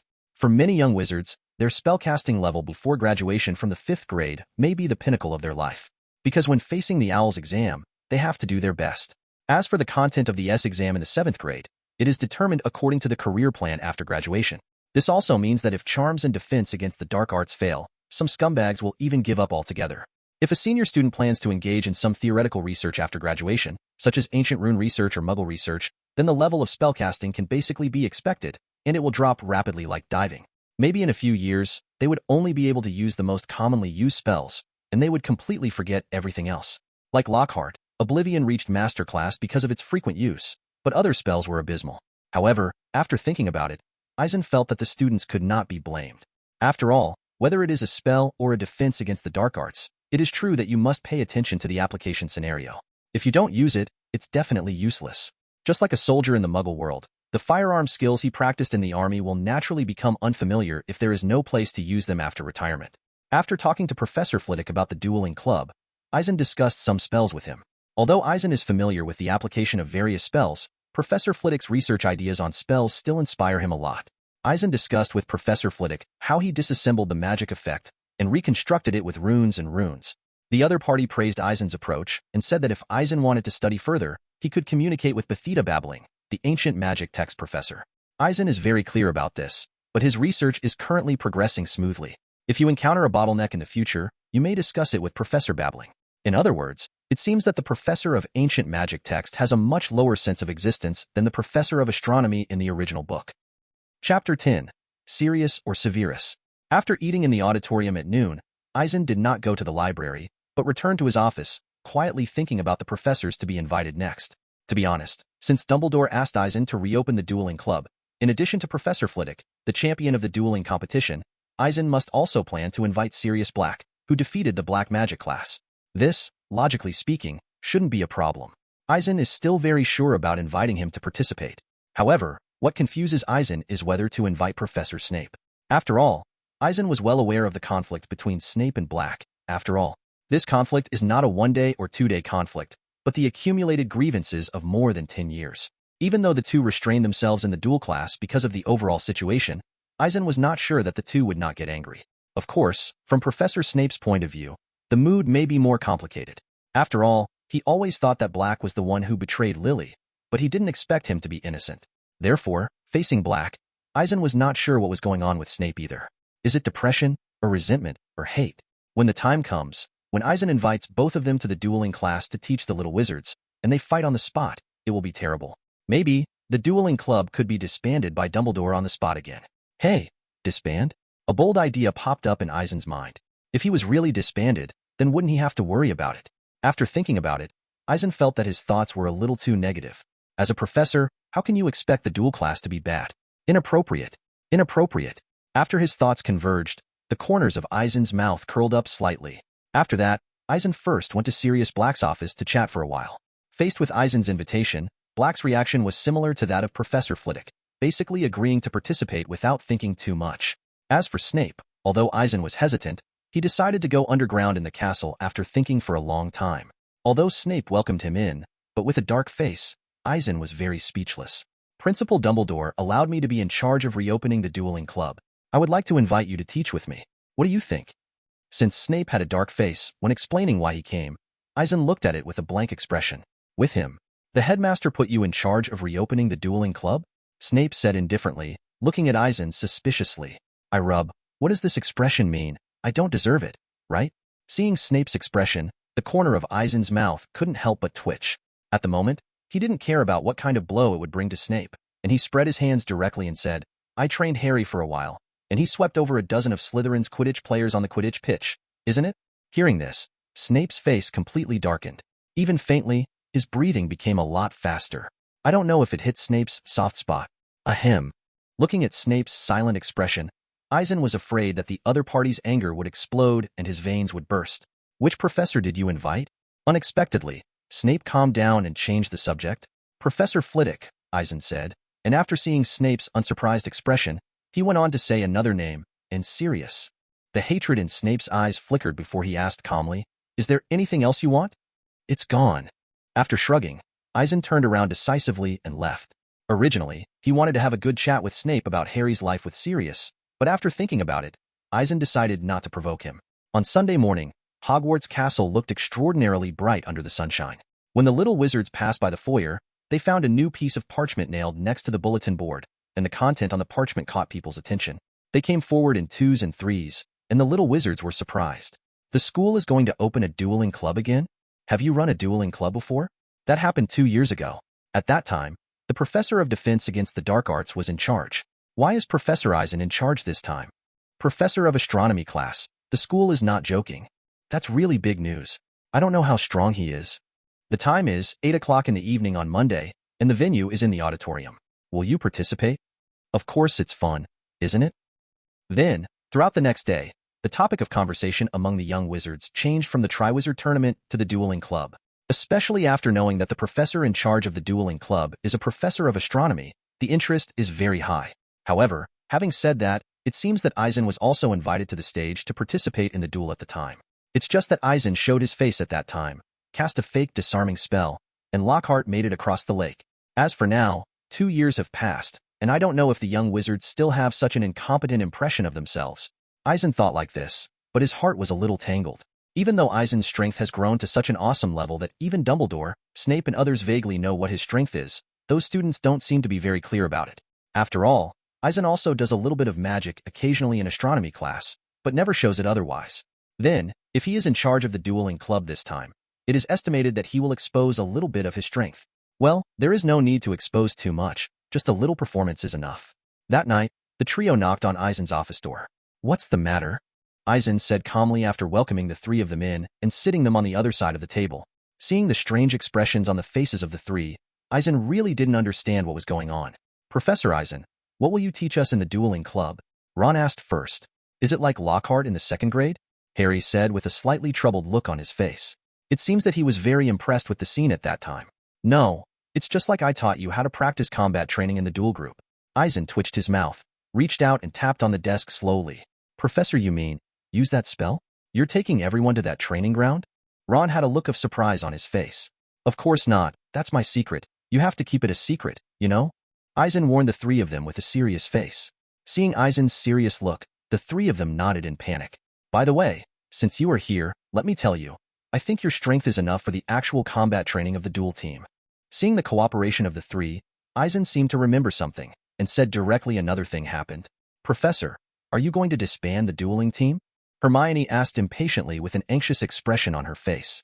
Looking at Harry and Ron again, they both had similar expressions. It seems that I don't understand how Eisen made such a decision suddenly. Aren't you satisfied yet?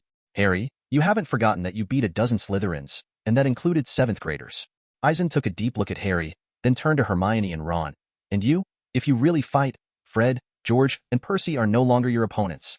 Hearing what Eisen said, the trio was a little embarrassed for a moment. They suddenly realized that the dueling team specially formed by Professor Eisen taught them actual combat, which had changed their strength drastically. But, we are far from being your opponent, Professor. Ron whispered. This made Eisen almost roll his eyes. Good guy. I just trained you casually, and you still want to surpass me. I'm an open-minded man. How could it be possible for you to surpass me? Okay, that's it. Eisen waved his hand. Besides, I'm not disbanding the dueling team directly, but teaching you to reduce the frequency of actual combat training. Well, let's change it to once a month. At the end of every month, just come and see me at 9 o'clock in the evening. So it is. Harry, Ron, and Hermione, the three of them glanced at each other, and then breathed a sigh of relief. Chapter 11, Duel Lesson. By the way, there's also Hermione. Eisen said, setting his sights on Hermione. Ah, seeing Professor Eisen looking at her, Hermione looked over with wide-eyed doubts. Since you've already got a normal class schedule this year, there's no need for me to give you extra time to study and do homework at night. Eisen raised his eyebrows. Oh, Hermione showed disappointment on her face, and after taking another look at the expression on Eisen's face, she couldn't help but lower her head. However, if you want to play games, watch movies, or entertain yourself, you can come to me. Seeing Hermione's attitude, Eisen couldn't help teasing. Ah, Hermione looked up at Eisen, and when she saw the look on his face, she couldn't help but blushed, and she was no longer disappointed. Right homework. Harry didn't pay attention to Hermione's expression, but he suddenly noticed it after hearing Eisen's words. Hermione, you asked the professor to give you more time to do your homework. Ron, who had reacted, was stunned for a moment, and then said bitterly, You're cheating. After he finished speaking, he didn't even look at Hermione's reaction. After Harry and Ron looked at each other, they looked at Eisen eagerly, as if they wanted to experience the feeling of cheating. Don't even think about it. Last year Hermione took 12 courses, and I helped her because of lack of time. Eisen shook his head slightly. Your schedules are normal this year, so just study normally. No wonder Hermione has so much homework and always finishes it early. Harry glanced at Hermione, then started going along with Ron. However, if you have a lot of homework during the holidays, I can help you with more time. Eisen said to Hermione, and then glanced at Harry and Ron. Really? Harry and Ron looked at Eisen in surprise, and even Hermione looked over with burning eyes. That's right, but if you really want my help, you have to agree to one condition. Eisen nodded. What terms? Both Ron and Harry froze. If you want me to help, I will ask you to do your homework after the holiday, and then do it again on the last day of the holiday. Eisen said his conditions slowly with a smile on his lips. But why is that? Ron couldn't help but scream. Professor, it's completely unnecessary to do one more homework, right? Harry also felt that Eisen's conditions were a little unreasonable. Think about it, with my help, after the holidays, you can finish your homework before you go home, and then you can enjoy the whole holiday. But, Eisen spread his hands, solemnly said, if you play for the whole vacation, won't the knowledge you learned in school be forgotten? So, on the last day of vacation, I want you to do your homework again, just to let you review what you have learned. In this way, you will not forget everything you have learned before. That's so? Harry opened his mouth, as if unable to refute what Eisen said. That's right, I think what Professor Eisen said is right. Hermione looked at Eisen. Her eyes were even shining. I knew she'd say that. She's always willing to learn the most, Ron murmured as he moved closer to Harry. By the way, is there anything else you need to do here? After a while, Eisen asked again. Oh, yes, Professor Eisen. May I ask the dueling club, is there any professor besides you who will teach us? Harry remembered the purpose of coming here, as if he had just woken up from a dream. Hearing Harry's question, Ron looked at Eisen, as if expecting his answer. Well, forget it, it's nothing you know anyway. Eisen hesitated for a moment, feeling that there was no need to keep it a secret. Besides me, there are Professor Flitwick and Professor Snape in the dueling club to teach you. Ah, and that old bat from Snape? Ron's face sank. Even the expressions on Harry's and Hermione's faces froze. And Sirius will also participate. Eisen immediately said the last name. Sirius, Harry couldn't help exclaiming. But, Snape and Sirius, won't they fight? Ron showed a surprised expression on his face. Harry, you told us, right, that Sirius and Snape were hostile to each other, and they. Professor Eisen, what do you think? Hermione said with a worried look on her face. Don't worry, they won't be able to fight with me here. Eisen's mouth curled up slightly, but his tone was extremely firm. Seeing Professor Eisen's attitude, the three finally breathed a sigh of relief. In a blink of an eye, it was Monday. At 8 o'clock in the evening, the auditorium had been redecorated. For how to decorate, Eisen didn't care too much, and simply continued the layout style when Lockhart opened the dueling club before. After moving the 4 long tables from the auditorium to the side and stacking them up, a gilded square stage appeared in the middle of the venue. Hundreds of candles floated under the ceiling, illuminating the stage extraordinarily brightly. Around the stage, it was already crowded with little wizards before they knew it. When Eisen, Flitwick, Snape, and Black appeared together, and one by one came to the center of the stage, the auditorium became noisy and noisy. Some little wizards looked surprised, while others looked strange. Looking at the professors with different expressions standing on the stage, Eisen took out his wand and spun around in place, put it on himself, and then spoke directly, Quiet, everyone. Our classes are about to start. Seeing that the field was completely quiet, Eisen nodded in satisfaction, and then continued, Before we start, I have to say something. Because the Triwizard Tournament is about to start this year, Professor Dumbledore entrusted me to be responsible for reopening the dueling club. Eisen said calmly, his voice ringing in the ears of every little wizard. The purpose is to let all little wizards compete in strength. There's been a leap forward, including the warriors who are about to be drafted. The little wizards suddenly whispered. I think he must be talking nonsense. Malcolm Bardock, one of Slytherin's freshmen, seemed not to believe everything Eisen said. What ability do you think he has to make us make a leap forward dash? His little friend also pouted. Remember that time when Harry showed his power on the Quidditch field? Dean Thomas of Gryffindor said enthusiastically, his eyes gleaming. You mean Harry is so powerful that he was taught by Professor Eisen? Seamus whispered, looking around, as if looking for Harry. After a short pause, Eisen continued, Professor Snape, Professor Flitwick, and Professor Black. They will also participate and provide guidance and advice for the dueling class throughout. When Eisen introduced several professors, they smiled and nodded to the little wizards. Even Professor Snape, though still stern, was much softer than usual. At the same time, the discussion in the audience became louder. At least, more little wizards began to look forward to it. Of course, there is the most important point. After discussing the dueling class itself, we agreed that it should be fixed. Therefore, the duel class will be held once a week, and the time is set at 8 o'clock every Monday night. Eisen looked at the little wizards in the audience, and after they digested the information, he waved his wand. Afterwards, the ceiling of the entire auditorium gradually turned gray, and some lights flickered and turned into runes, twisting and inlaid in the air. Then, on the 4 walls of the entire auditorium, silk threads emerged to pull the runes embedded in the air. But for a moment, the wall seemed to be covered with a layer of light, covering the entire auditorium. The whispering voices of the little wizards suddenly became unbearable. Then, we can officially start class. After saying the last sentence, Eisen nodded to Professor Flitwick and ushered him to the center of the stage.